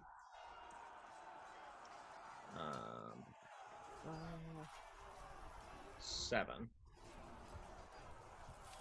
All right. Nobody notices any other threats in the vicinity. All right. Well, I'm gonna run out from my hidey hole, and and I'm gonna go up to Ultramir and be like, "Oh, I'm so sorry. I meant to help out. Y'all just killed them so quickly." Would you please let me heal your wound that that you got in valiant combat? I'm so My- sorry that you got hurt. I wish I could have helped. My first friend, of course, I would appreciate your help. All right. It hurts like a beach. All right, fantastic. I don't actually have any medicine on me, but I'm gonna go look for some. I don't mean to brag, but I know herbalism, so I'll be back. You know herbs, my friend. Go. As you guys are talking, you hear a big behind you, and you see one of the carts just go bursts into flames. You hear the cat go, fire, fire, as a couple more goblins reveal themselves. I heard fire. I shouldn't have come out from my hidey hole.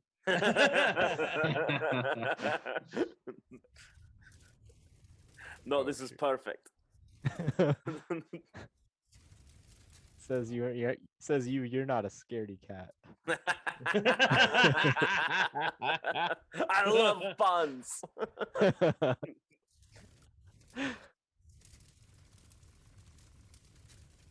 Oh shoot! Hold on a second.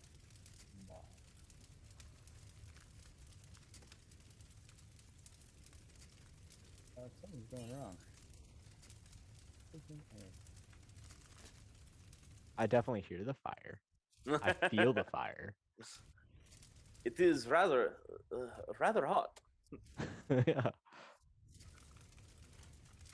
Okay, here we go. Oh, shoot.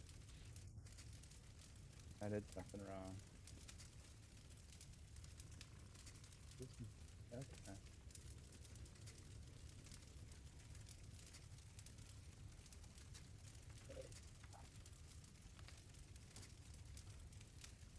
Okay, here we go. All right, so you see 4 more goblins.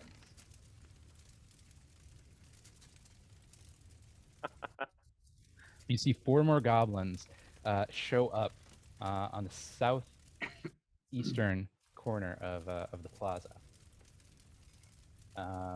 They are actively burning the carts and seem quite pleased with their progress. It looks like the cart in front of them is now a giant tinderbox that has gone up. They haven't quite noticed you yet. They seem too happy, too thrilled with the burning of the cart. Do you do anything? Well, I'm gonna kill him. Yeah. Yeah. Oh, Elf. I saw how you took care of that one, of those two.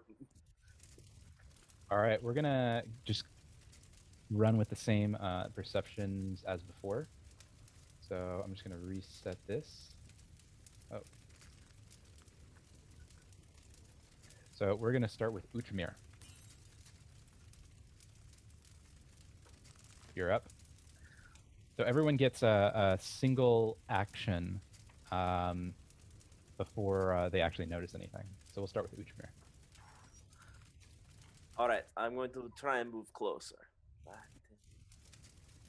10, 20, 25. That is all I'm able to do. Okay.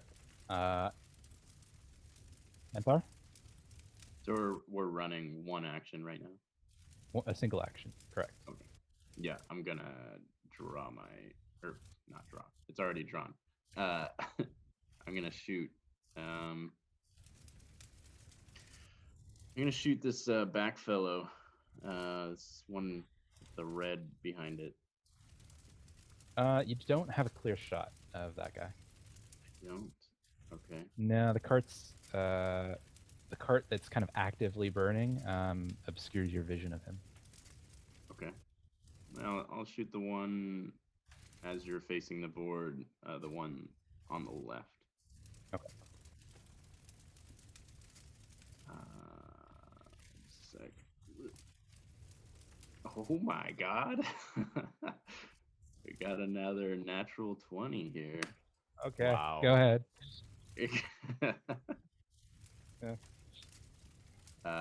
So I roll a 4 times 2. Do I do a deadly roll? Let me check something quick.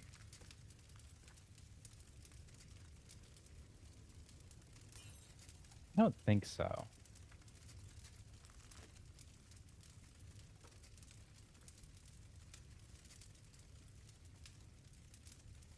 Let me check one of these rolls.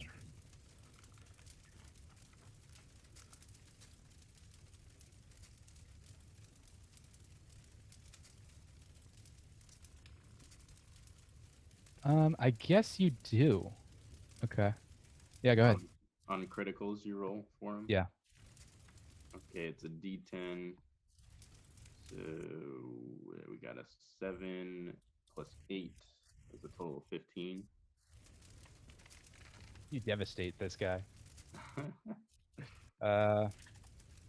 You shoot an arrow through one ear and out the other, and he kind of falls into the flames and begins to be consumed by flame. Love it. Love it. That elf is one hell of a shot. Don't get cocky. 0, you're up. Oh, let's see what to do as a rat folk. So I'll probably just move 25 feet. But I just gotta figure out where I want to move and how I'm gonna do it. Unless you have any other tricks up your sleeve, I would recommend hiding. Oh, I got a trick up my sleeve. You are full of surprises, my friend. I'll just move forward up to here. Okay. And Kaj, yeet. So can you explain to me how the distance thing works? Is each box like 5 feet or 10 feet? Right. So each box is 5 foot. So you can roll. You can move 25 feet in a single action without taking any kind of minuses or penalties. If you go in a diagonal, it goes 5. Then you add 10, so that'd be 15 for the second one, and then another 5, and so on and so forth. If you go in a straight line up or down, it's just 5 feet every time. Okay, if I'm going diagonal, can you say again? It's 5, and then the next one is 15, and then 5. So yeah, the first square that you move in diagonally is 5 foot. The second square you move diagonally, you add 10, so then you'd be up to 15. And then the third one, you add another 5, so that'd be 20. And that'd be the most you could do in a single. Well, you could move either up or down for 5 more feet without taking minuses or penalties. Okay, so I'll move to the stage. So it'd be like 5, 10, another 5 for 20, and then I could get to the stage down, which would be 25, like that. Does that check out? Where'd you? Okay, so my logic was, I think I was start? like here. So it was like, or I think I was here. Ah, shit. This is hard. All right, so 5 plus another 10, so 15, plus 5, which gets me to 20, and then So down. if you're gonna hop up, that's gonna take another action and a acrobatics check. If you want to get onto the stage, I have to take these. Yeah, you could take the stairs, but you have to go around it. Okay. You have a barrel in your way. Oh, I see. Okay. So 1, so 5, another, so 10, 5. Yeah. 20. And then the next diagonal is 5. So I could get to the stairs, right? Yeah. You're on the stairs now. Okay, I'm on the stairs. Making my way to the high ground. Yeah. All right. Making my way downtown. Walking And fast. we're skipping the strangers goblins move because they were so enthralled and so fixated on the fire that they just set. So we're back to Utramir. One of them's dead, yeah? Yes.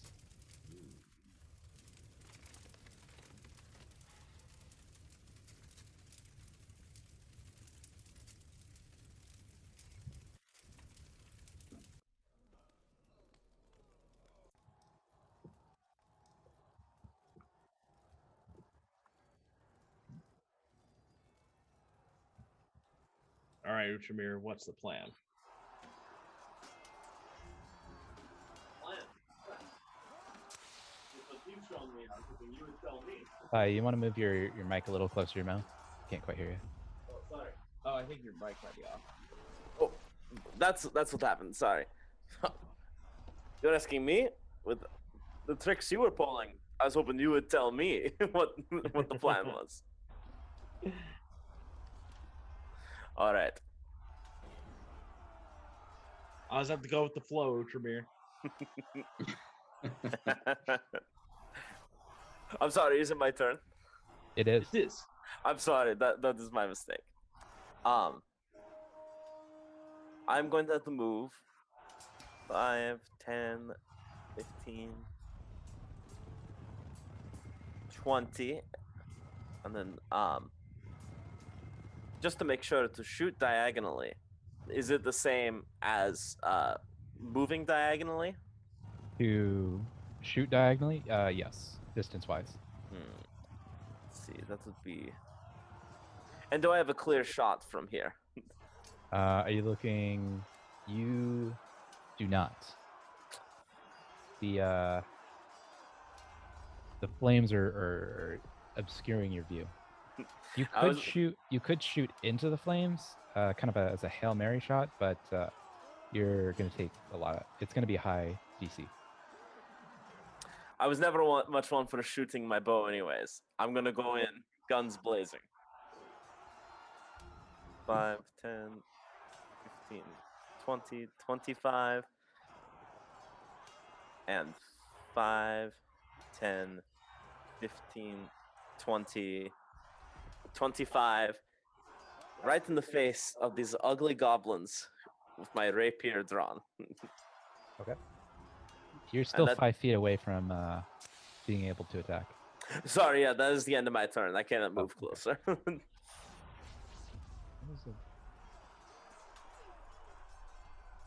Come fight me. Anthar, you're up. Okay, no clear shots. If I get on the stage, So if you get on the stage from where you are, you'll have to roll an acrobatics check. okay. And it'll take a action to do. But you're saying you can see from the stage. You can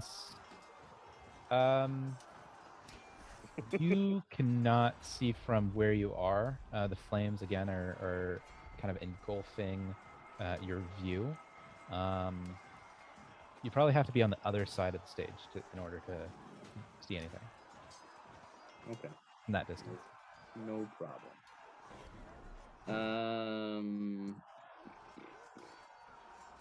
You know what? I think I'm gonna kind of flank him here, as I see some extraordinary man with a cape and a long hat, just boldly staring goblins. I'm gonna go 5, 10, 15, 20.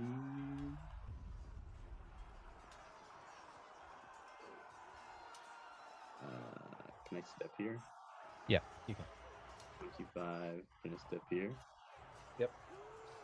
30. So that's 1.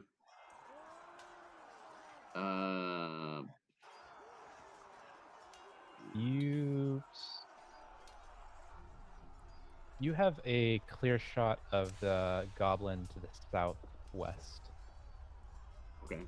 Yeah, I'll but that's the only one you can see right now. okay. That's fine. I'll put the blah. I'll aim and shoot here. We got a 22. Ooh, that hits. Go ahead and roll damage. Oh my god. A damage of 4. 4. Yes. All right, you managed to hit the goblin on his shoulder. It looks like it went quite deep. It doesn't look like it hit any vital organs, but it definitely did some damage. there is a volley of, it says volley 30 feet. I'm not quite sure what that means, but we're at, we are right at 30, I believe.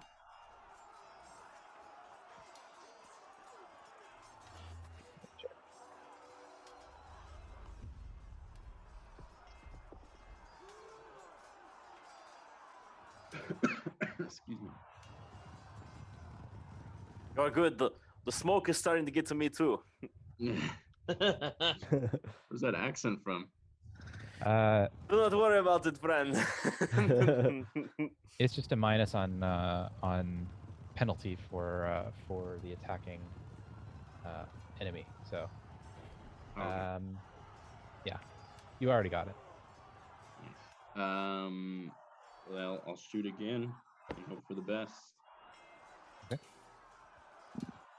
Oh. Well.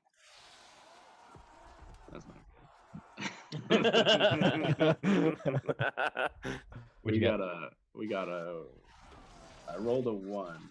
It's a total of 7. Was it a natural one? It was, yeah. You managed to shoot your arrow straight into the fire, and you can kind of see the arrow and the feathers from the fire kind of burn away as it pierced one of the wood planks. It's a wasted arrow. That's okay, dear elf. Save some for the rest of us, anyways. 0. You're up, 0. All right. I'm going to move 5, 10, 15, 20, 25. And then I'll move 5, 10, 15, 20, 25. And now I'm going to use my there is hydraulic push spell. Okay. I like the sound of this. There we go.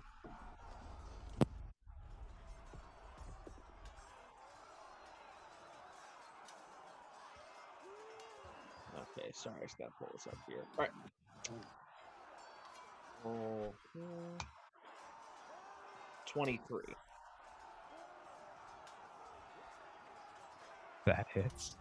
Perfect. And I'm aiming for the elf, the goblin closest to the goblin closest to Uhtramir there. Okay. Go ahead and roll. All right. So this this guy, since it was a success, the target takes 3 d6 bludgeoning damage and is knocked back 5 feet. Holy shit! Go ahead and roll. All right, let's see.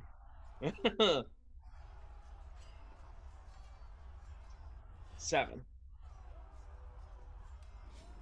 I got a lot of shitty rolls there. All right, you managed to knock this goblin 5 feet back, and he actually falls into the goblin war chanter behind him,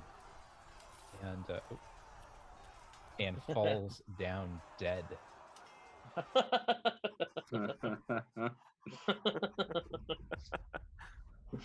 Yeah.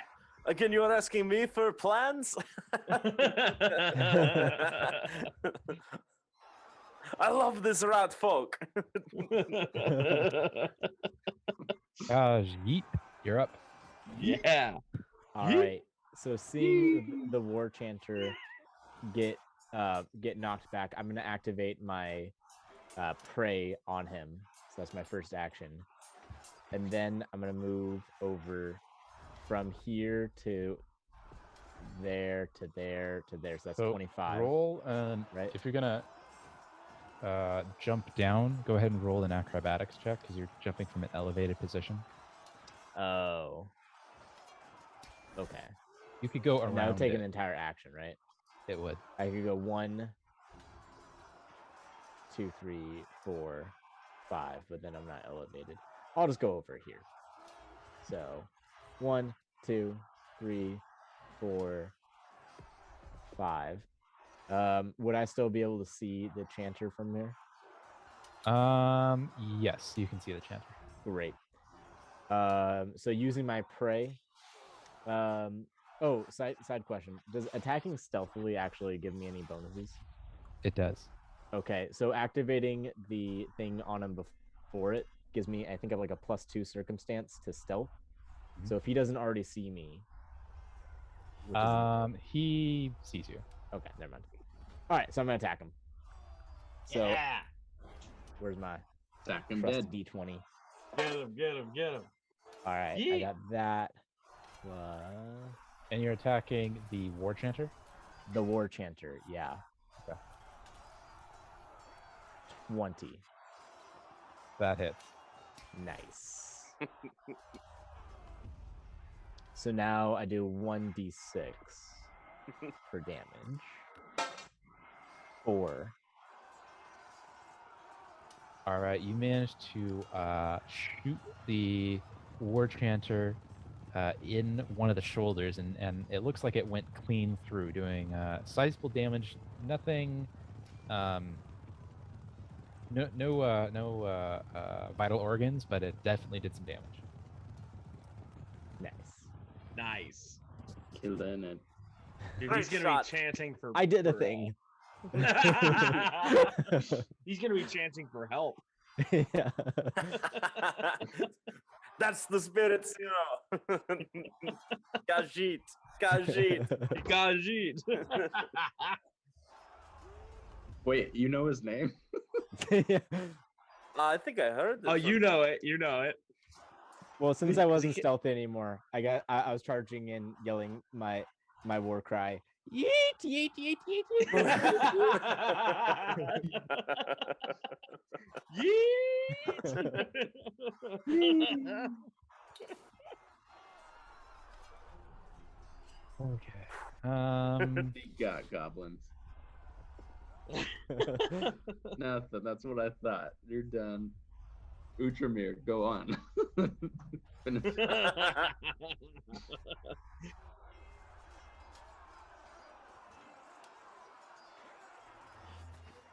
Okay. So the war chanter begins by casting Soothe, which gives on herself. Okay. That's 1d10 is 4, 8. Okay, so the war chanter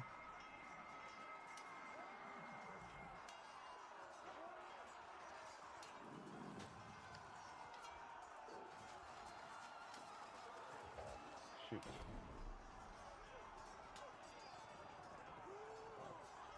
The war chanter regains her health.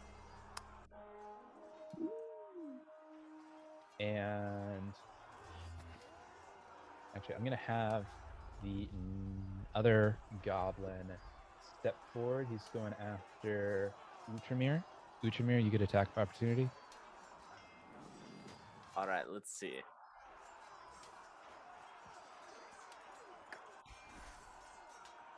$15. It does not hit. Ah, So he's attacking, and that's going to be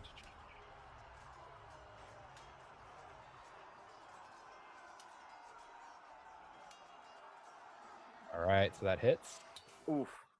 and you take 4 damage. Outramir, no. Going for second, Ah. does not hit, and that ends his turn.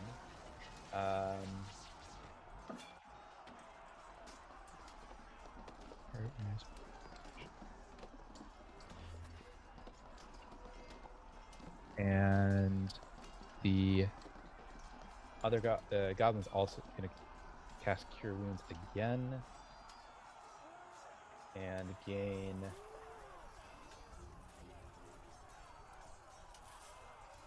and the other goblin is back to full health. Well, shit.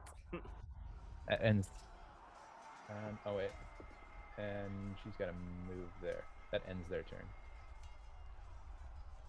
Brings us back to Uchamir. Goblin, you call this a strike? Oh well. I'm going to aim again right for this goblin's heart. All right, go for it.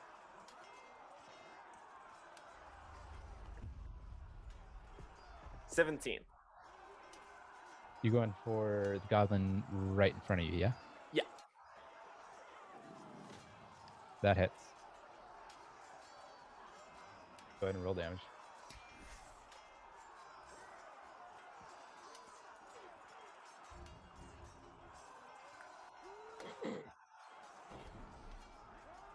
We're talking 9. Wow. All right, with a quick thrust and return, you manage to pierce the goblin's heart, and he falls to the ground, dead as a doornail.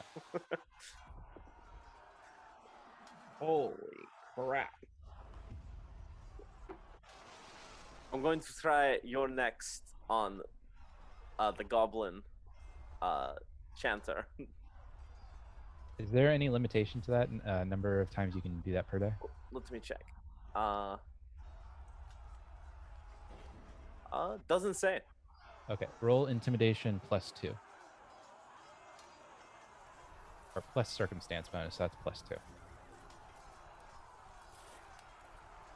15 or 17 with the +2. Oh no, sorry. 15. The +2 is. Let me double Sorry, check. what was that then? No, sorry. It's 17. It's 17. So the war chanter doesn't seem to be phased by your intimidation. Kind of just laughs at you. Ha ha ha ha ha. You will die swiftly, goblin. I think that ends your turn, yeah? End of my turn. Anthar. Okay.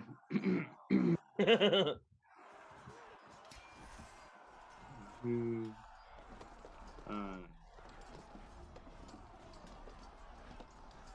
10. 15. Can I see from here? Yeah, you can see the war chanter. Okay. Yeah. I'm gonna shoot. All right.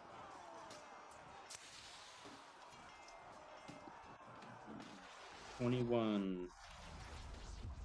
That hits. Excellent. Damage of 6.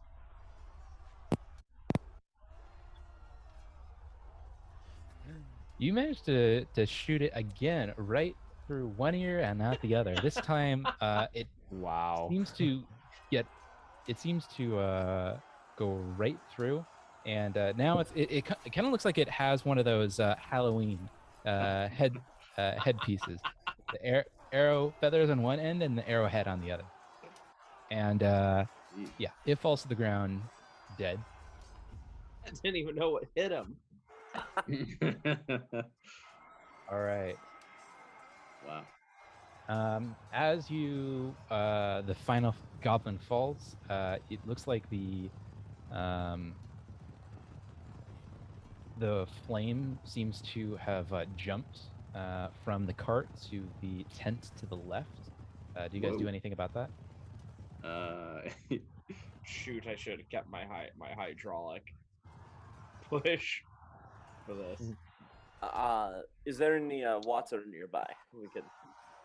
I see what looks like a well to the north. Looks like there's a Welton in the north. Yeah. Oh, you're right. Can we try and run to the well and gather some water to put out the fire? Sure. If you can get it to me, I can push that. Like, if you get it within 30 feet of me, I can throw that bucket of water at it. So who's going for the well water? I'll go for the well water. Go for it. Thank you. Go ahead and move your character up to the well. All the way. Well, if you're, are you going to anyone else going to the well? Yeah. I could use some help. I'm not that strong. Yeah, I'll go to the well. I'll go to the well as well. I'm so sorry. So as the two of you make it to the well, you hear the screech of what you think is a woman screaming out. You turn. Oh, shoot! Crap. Hold on.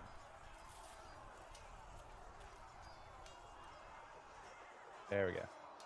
You turn, and it looks like it's actually kind of a dashing-looking guy, but he just happens to have a really high-pitched voice at the moment.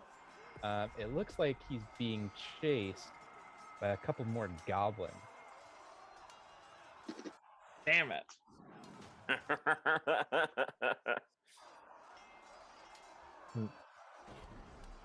Whoa, what the hell is that? Yeah. Oh. Help! Help! Damn it.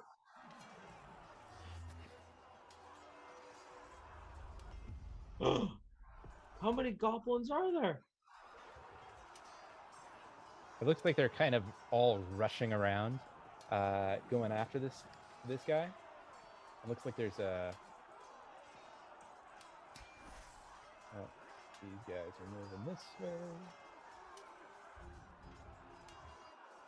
They're rushing forward.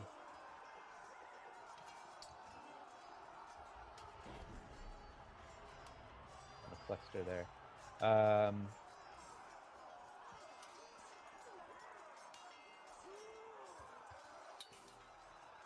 And it looks like one goblin is kind of beating this kind of gentlemanly-looking, noble-looking guy that just is screaming out in kind of a high-pitched voice at the moment, with a what looks to be kind of a riding stick or just a kind of a sapling, doing some damage, but nothing mortally wounding. The one behind him, however, it looks like he's coming after with what looks to be a short sword. Everyone roll perception or initiative. So that's D20 plus perception. 25. All right, Anthar, you're 25. 16. 13. Raj, 16. Yuri, 6.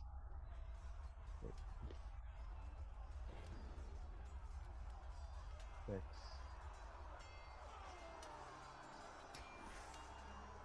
Time to throw this dice in the jail. All right, it looks like Anthar is our first contender. So what it looks like is it's a clan, another clan or a group of goblins that are all kind of moving their way around this tent. Two of them seem to be going after this noble-looking gentleman that's now kind of cowering on the floor. Four of them look like they're kind of coming towards the open square, and it looks like there is one fairly large-looking goblin riding what appears to be a goblin dog, which is a kind of larger-looking dog that is something between the cross of a large dog and kind of a rat-looking creature, a bald rat.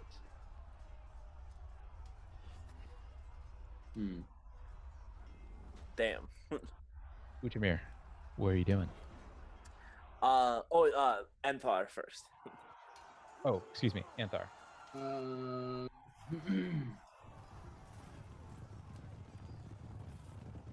Well, I'll go 5, 10, 15, 20. Oh, shoot. No, never mind. Hold on. Oh, God. 5. 15. 20. 25. 30. And I'm going to shoot my bow. 25, 30,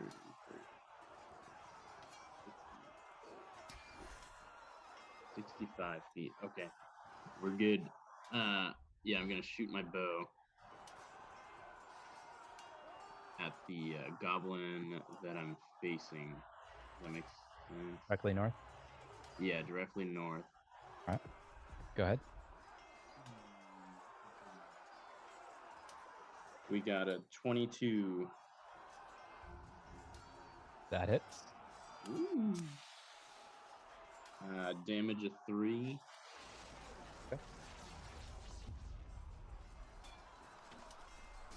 You managed to pierce it about in its thigh. It looks like it took some damage, but it's still fighting. All right, I shoot again. It's a 20. Unnatural. That also hits. Go ahead and roll for damage. 6. All right. With that, you managed to fell the dastardly goblin, and he falls to the ground dead. Nice. Got you.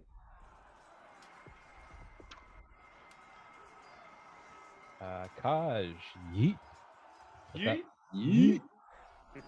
Yeet's All up. right, I'm going to target the northernmost goblin, assuming I can see him.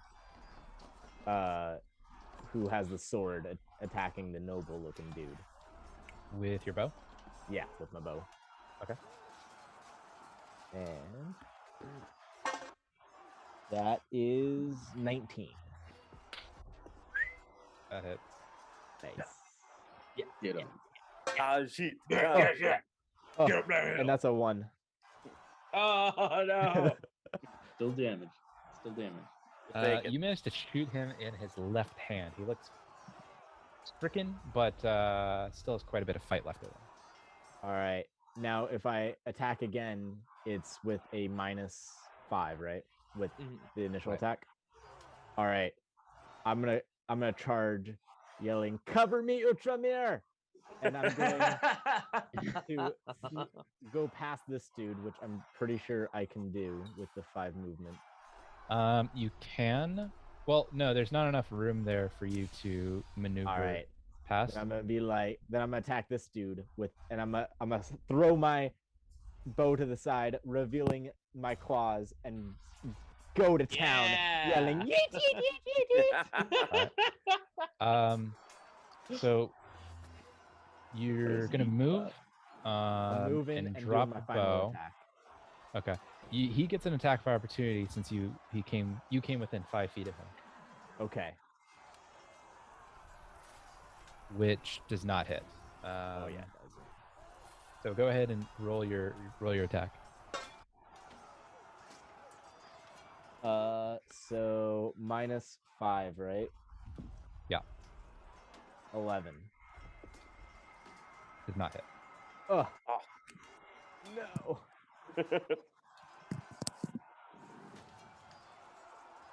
Don't worry, I think have that your ends back. your turn. yeah. Thanks.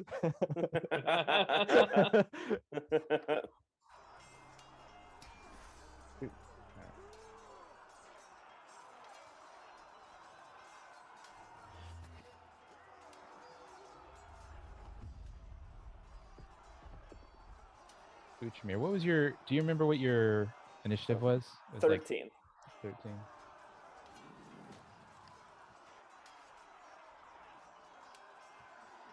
So that brings us to Uchimir. All right. I'm going to move 5, 10, 15, 20, 25. And then I'll have to move an additional 5. That takes 2. That puts you in attack of opportunity range, which does not hit. And I'm going to aim. I'm very impressed with my archer friend, hitting people right in the head. So I'm going to aim right for this ugly goblin, right in his ugly head. All right, go ahead.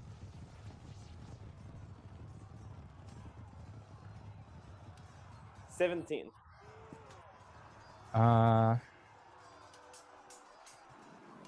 That hits.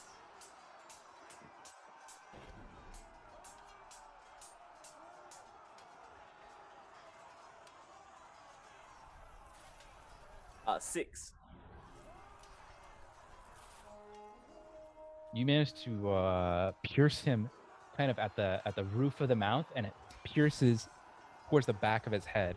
And as you release, kind of a big spurt of blood spurts out both ends.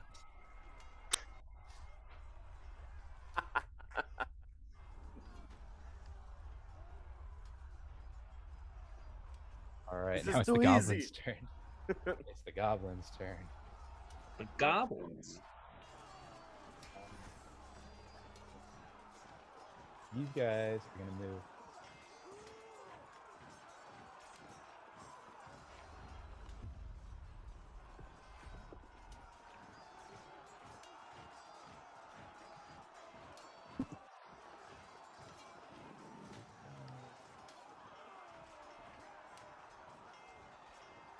Oh my gosh. We They're got this, surrounded. Tamir. You bring this few to fight Utramir?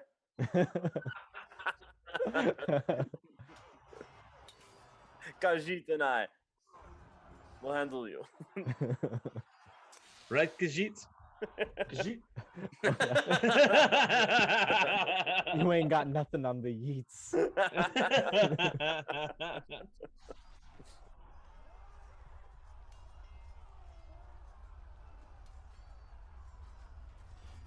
Whoa. You can Wow, that's a stop lot closer there. than I thought.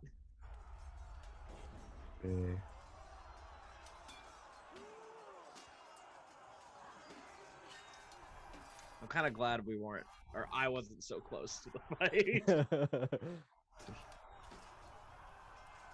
It might not have ended well. Oh, I should have totally saved that hydraulic push for this goblin commando. Okay, so I think we now fucked him up good. We'll start with Utramir. So you.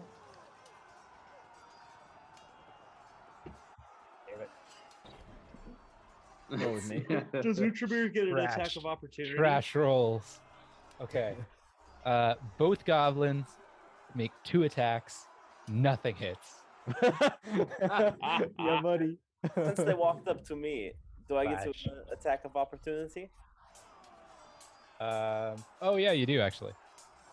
Nice. On top of that. 13. Doesn't hit. Ah. Well, there's a first for everything.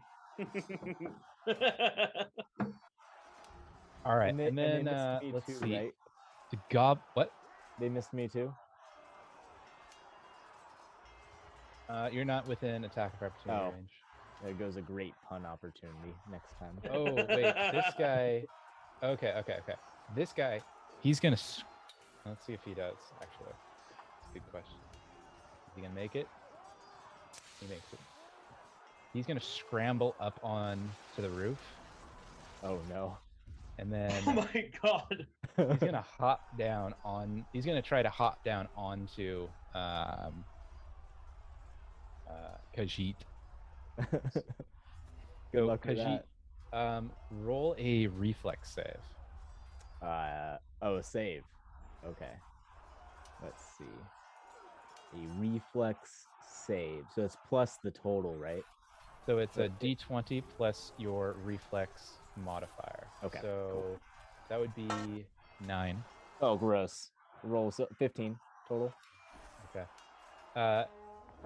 The goblin manages to grapple on top of you and kind of like covers your eyes and is just kind of like his legs wrap around your neck, and he's just kind of like hanging on for dear life as you're kind of thrashing around trying to get this little bastard off.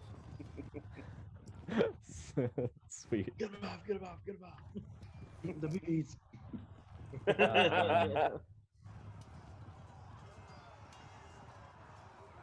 Ooh, okay.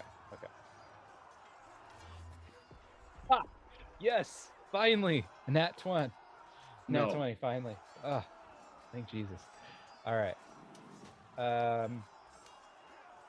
Anthar, let's see. Let's see. That's not going to be enough. That's going to be.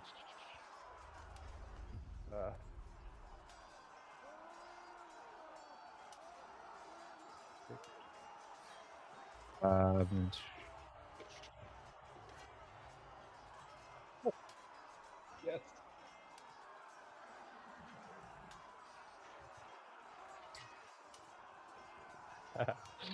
All right. I do not care for that look. The Goblin Commando manages to ride his his goblin war dog, up to the steps. And as he reaches the pinnacle of the steps, he grabs his, crossbow and shoots directly at Anthar. Anthar, you take 16 damage. Wow. And are now unconscious and bleeding out on the ground. Holy nice shit. knowing you, friend. You're going to have to start taking fortitude death saves beginning now. So roll not fortitude, constitution. Roll a constitution Are there save. reflex at all for range? Reflect, you mean to dodge out of the way? Yeah. No. Okay. So I do the fortitudes. Actually, shoot. Is it the fortitude save?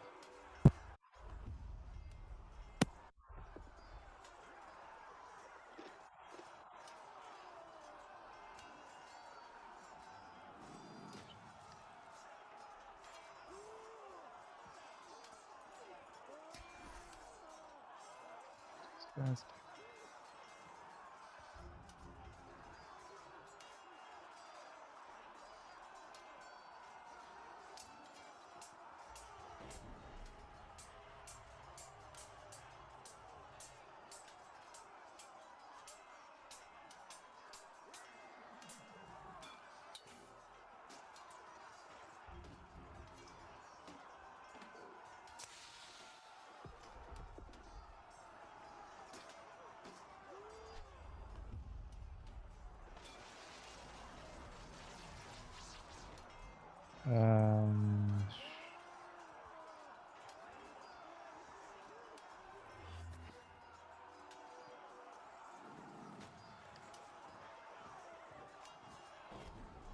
I think it's just a constitution save.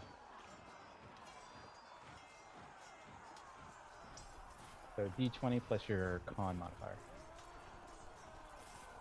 My what? Your D20 plus your constitution modifier. Not the fortitude save? I don't think so.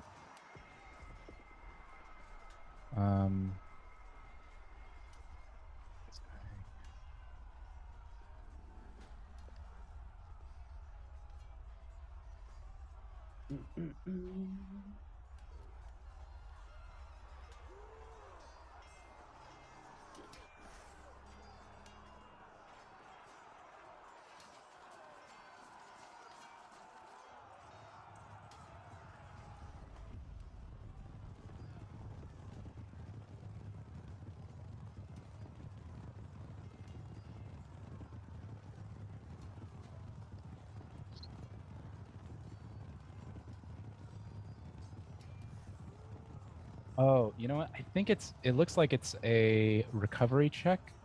So that would be a flat check. So it's just a D20, no modifiers. Okie-doke. Got a 15. Okay, you manage to become stable. So your HP goes back up to 1, and you are not actively dying. But you are still unconscious. Holy smokes. Ooh, Um, it's the biggest hit I've ever had. Dude, the seriously.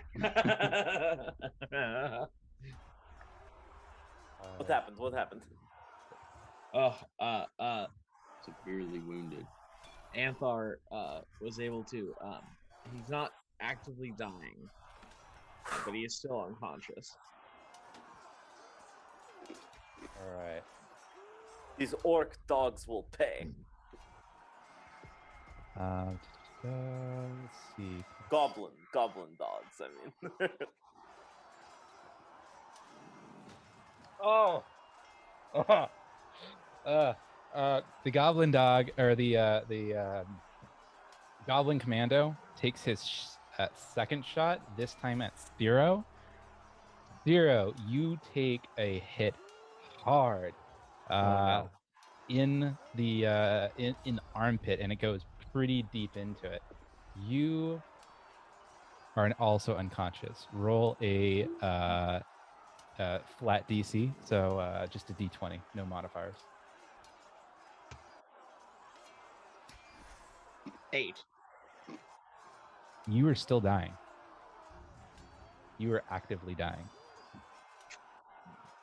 But you know what's up with that, baby. So to put this into context, he either needs to make the DC, which is going to get harder and harder to do. If he doesn't do it within, I think it's 4 rounds, he dies. Someone needs to hop over there and either heal him or do some sort of medical check on him. Wouldn't you also say though, Marshall, I could potentially use a special item in my Oh yeah. What was that item that I gave you? perhaps a medallion? Right. Wait, hold on a second. Let me look at something quick. Oh man, I didn't think I was gonna get to pull this out already. Neither did I. I can't I remember. can't believe 2 of our party members are dying. Here.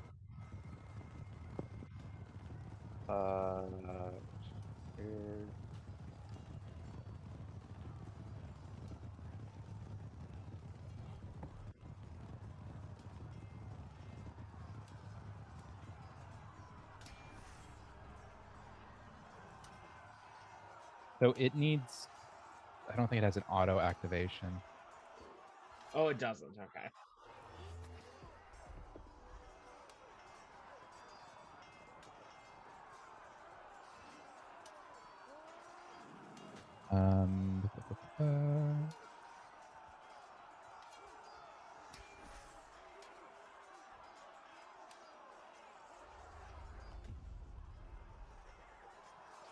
So I don't think it has an auto activation on it. Damn, I should have used it earlier. Hmm.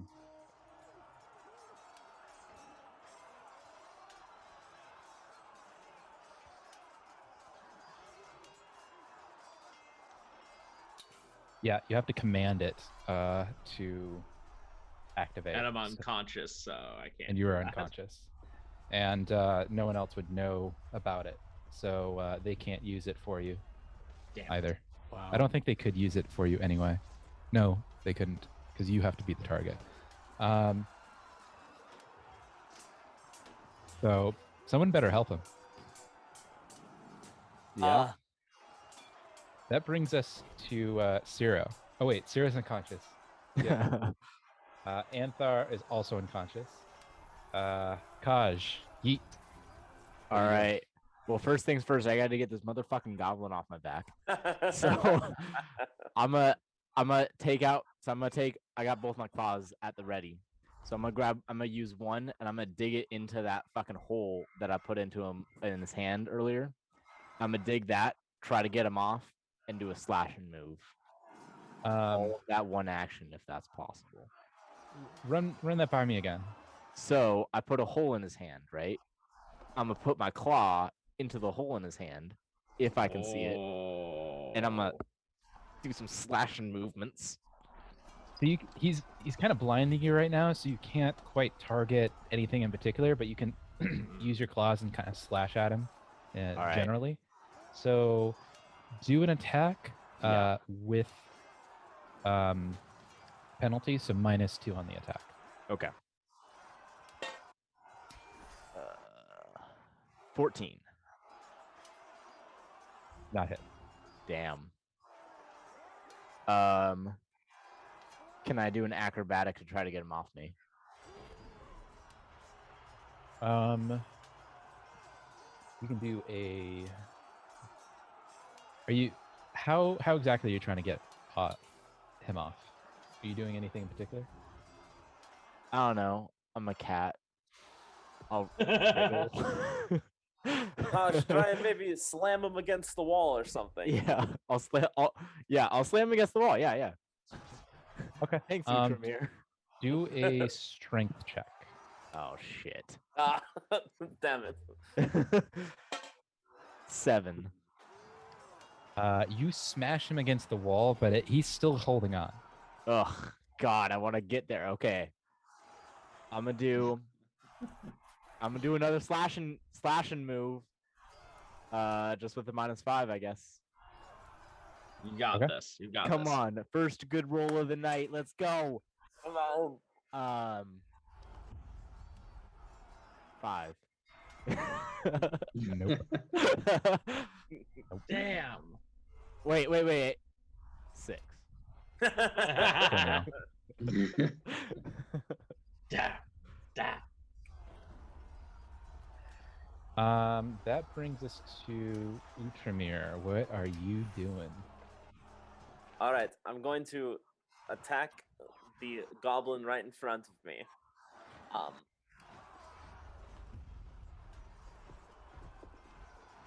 And let's see what I get with him.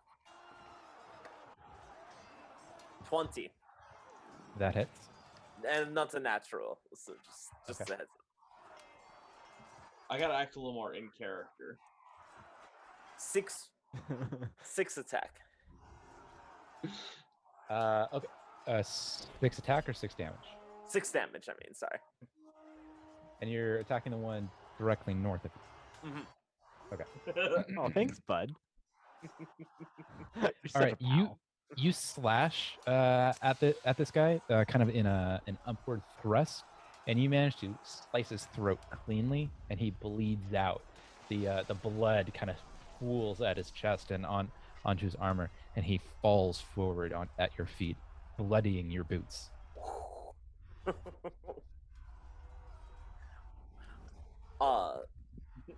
All right. Now that I've taken care of that bastard on your back, I'm gonna take care of the one in front, to the south of me. Yeah, he actually falls. He falls 5 feet to the left. Ooh, okay. 20. Oh no, 19. Sorry, I got a 24 -5 is 19. That hits.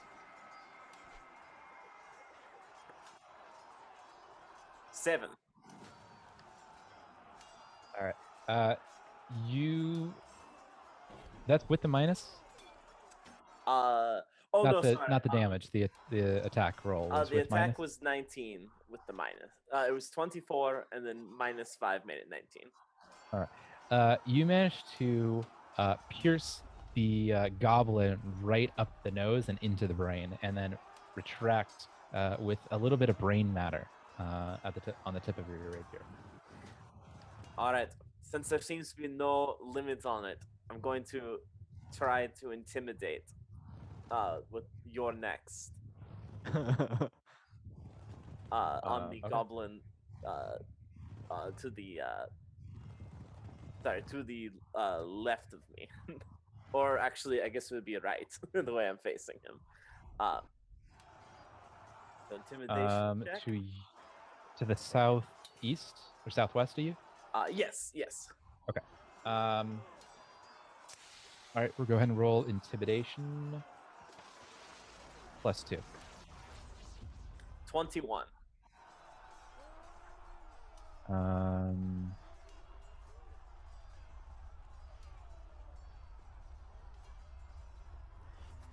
All right, he is frozen in fear. Nice. All right, so that moves us over to the goblin. So Goblins. the goblin to the southwest of you, Utramir, spends an action being frozen. He has 2 actions left.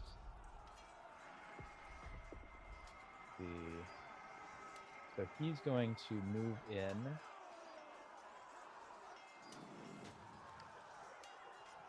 One move. So both of you get attack of opportunity. Nice. I got a natural 20. All right. Roll damage ×2. Khajiit. I got a 4, so 8, right? Yeah. Nice. All right. So he falls dead. Are you using your bow or are you using That you're would have using been your with my claws. My bow is at my feet. So you grab this little goblin, you raise him up, and with the claws on your thumbs, you pierce his eyes and just crush his little itty bitty little child-sized skull. Oh my and god. then you kind of rip away, ripping his ears off. The rest of his body falls to the ground. Don't fuck with me, goblins. Khajiit.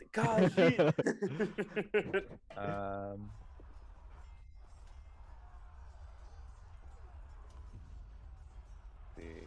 Damn. All right, we got this, orc. No problem.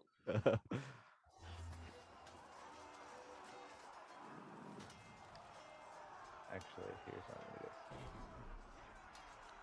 This fucking goblin won't know it hit him. All right, so one of the goblins moves to an elevated position on the platform, while the other goblin moves up a bit. Actually, yeah, they're both gonna move there. So we'll start with the small goblin. So the little goblin, he's going to attack.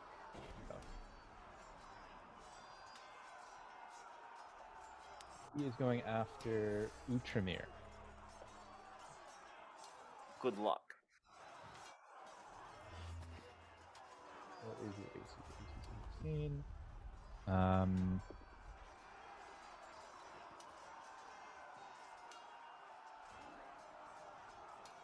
That does not hit.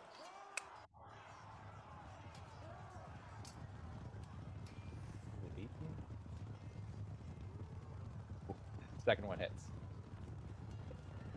All right, and that does the.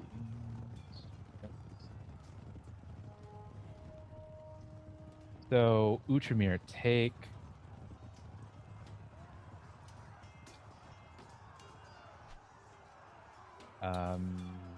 3 damage, and the goblin commando. He's also going to be attacking. Oh, nice.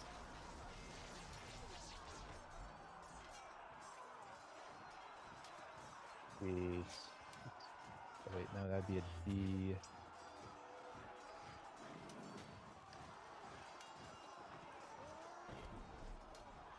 Okay, yeah. All right. Uchimir, take another 3 damage.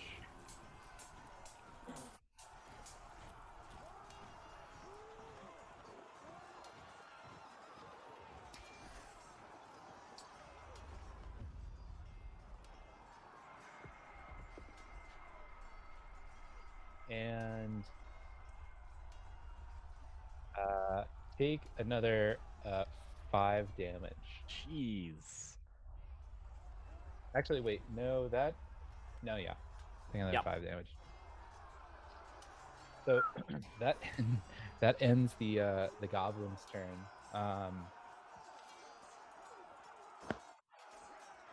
Hero, you are I gotta roll another d20, right? yeah. Go ahead and roll another d20, flat d20. 10. Not enough. You're still unconscious, and you went down a dying level. How much more does he have? Like 2. Does that mean 2 turns until we need to save him? Yeah. Although it seems that from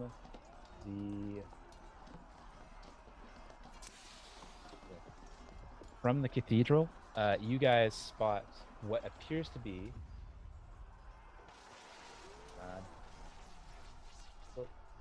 little big. Let's go a little bit. What appears to be Father Xantus. He's rushing to the aid of our 2 nearly dead, unconscious friends here. And let's see.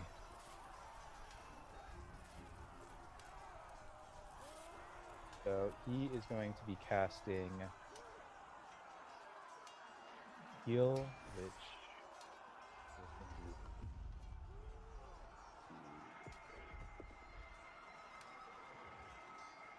so Zero, add 6 to your health, and you are now unconscious and not you're no longer actively dying. Oof.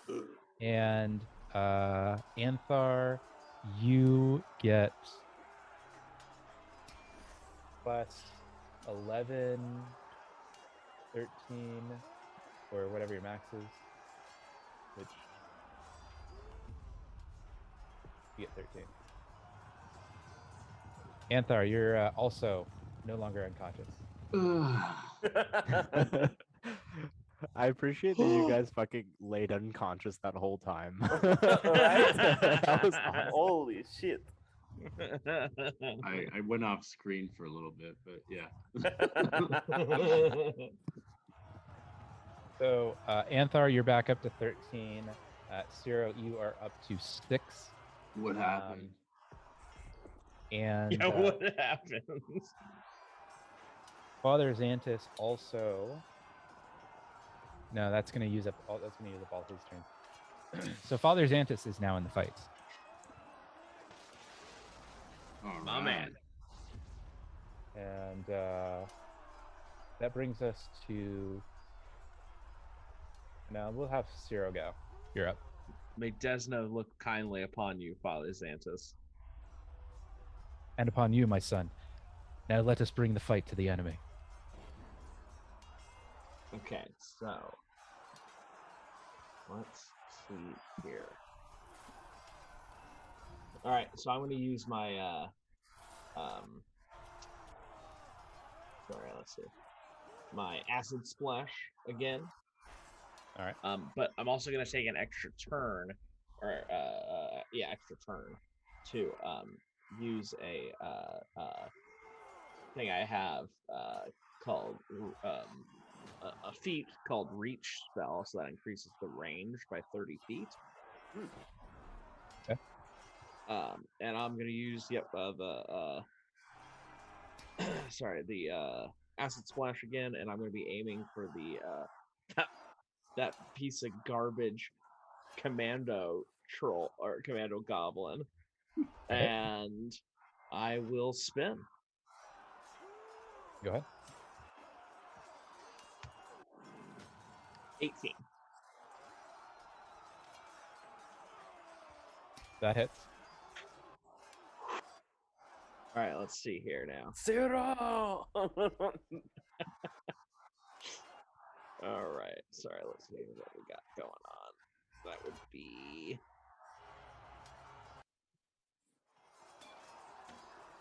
Oh, yep, there it is. Okay, so it is 6. All right, so he takes. Right, take this down. You manage to splash kind of a vial's amount of acid at the goblin commando.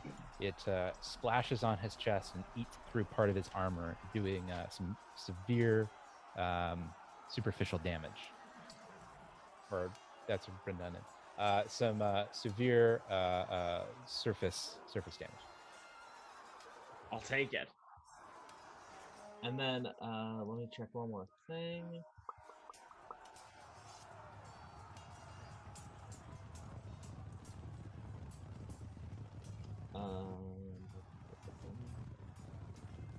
Okay, I think I'm gonna play it safe. And I'm gonna kind of run away just a little bit. And by that, just kind of go behind the stage there. So hopefully I'm kind of out of view. I don't want to take another insta kill hit. All right, I'm too flabby for that. That brings us to Anthar. All right. I'm going to hunt my prey, being the commander, the one that struck me. That'd be the commando. Mando. Yep. Gonna designate him as my prey. We're going to move here. And we're gonna take hunted shot, which is 2 quick shots against the one you hunt.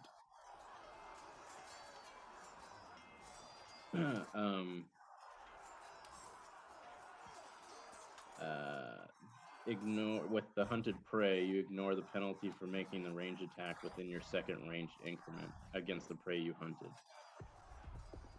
So Okay. no penalties.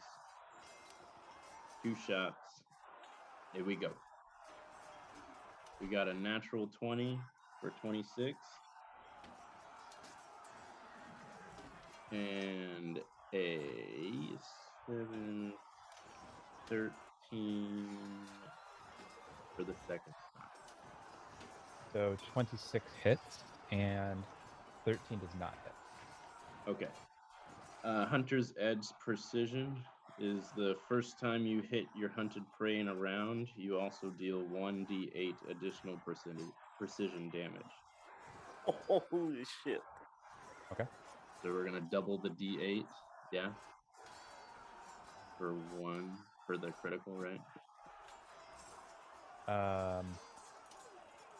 Say that again. So the critical, you double your damage, right? Right, double the damage die. Okay. So I rolled a 5. So that's 10. Yeah. And I roll the precision, which is another d8. Which is 3. So 13. So 13. And are we doing the deadly? It doesn't really matter. That's enough. Not direct as cool. You managed to shoot the commando straight in the chest with so much ferocity and force that it actually knocks him back 5 feet off of his mount. And he falls, crash, plume of dust around him, dead on the ground. The goblins, now the goblin seeing that his commander is now dead, looks, shrieks at you, says, "Ah!" and then runs from the battlefield in a haste of tear, along with the goblin dog that now has its tail between its legs as it runs from the battlefield.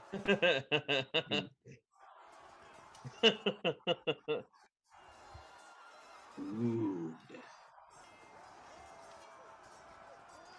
Run, you cowards! Run! So as the battle kind of finishes up, or actually, let's do this. As the battle is completed, you kind of all look at how many dead and strewn goblin corpses there are. There's a good nearing a dozen corpses lying about.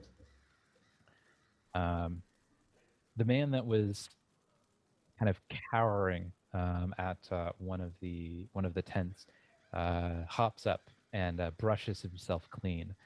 His blue and gold waistcoat, a little bit dirty, but not too roughed up. He kind of goes up to the Bajit and Outramir and says, "Well, I thank you indeed, lads, for your assistance today. Certainly gracious of you. Very kind indeed." What else was Utamir and Kaji to do than take care of business?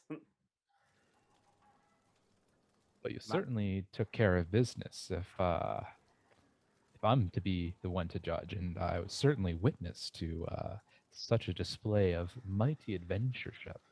I am quite impressed, my dear fellow. And I am impressed you kept your lunch after seeing Khajiit destroy that goblin's head. Just As he crushed kind of like it. as he kind of like brushes his hair back to kind of clean himself up for presentation, he says, "Oh well, it certainly is not the first time I've seen such bloodshed. You must know." I look him up and down. Yes, I bet. Uh, My and question is, who are you, and why were the goblins chasing you so? Mhm. Why was there an entire army behind you? well, it was just in the wrong place at the wrong time. It would seem, my dear cat friend. Mm-hmm. Well, if you excuse me, I best be off now. I'm And he sorry, kind I of don't think I caught your name. the name's Alarin. Alarin Foxglove, at your service. And he kind of bows down in a very gracious, dignified, noble-like way. Seems to be very heavily trained in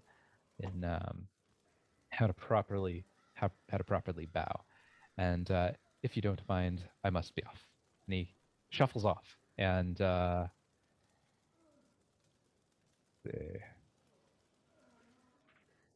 uh,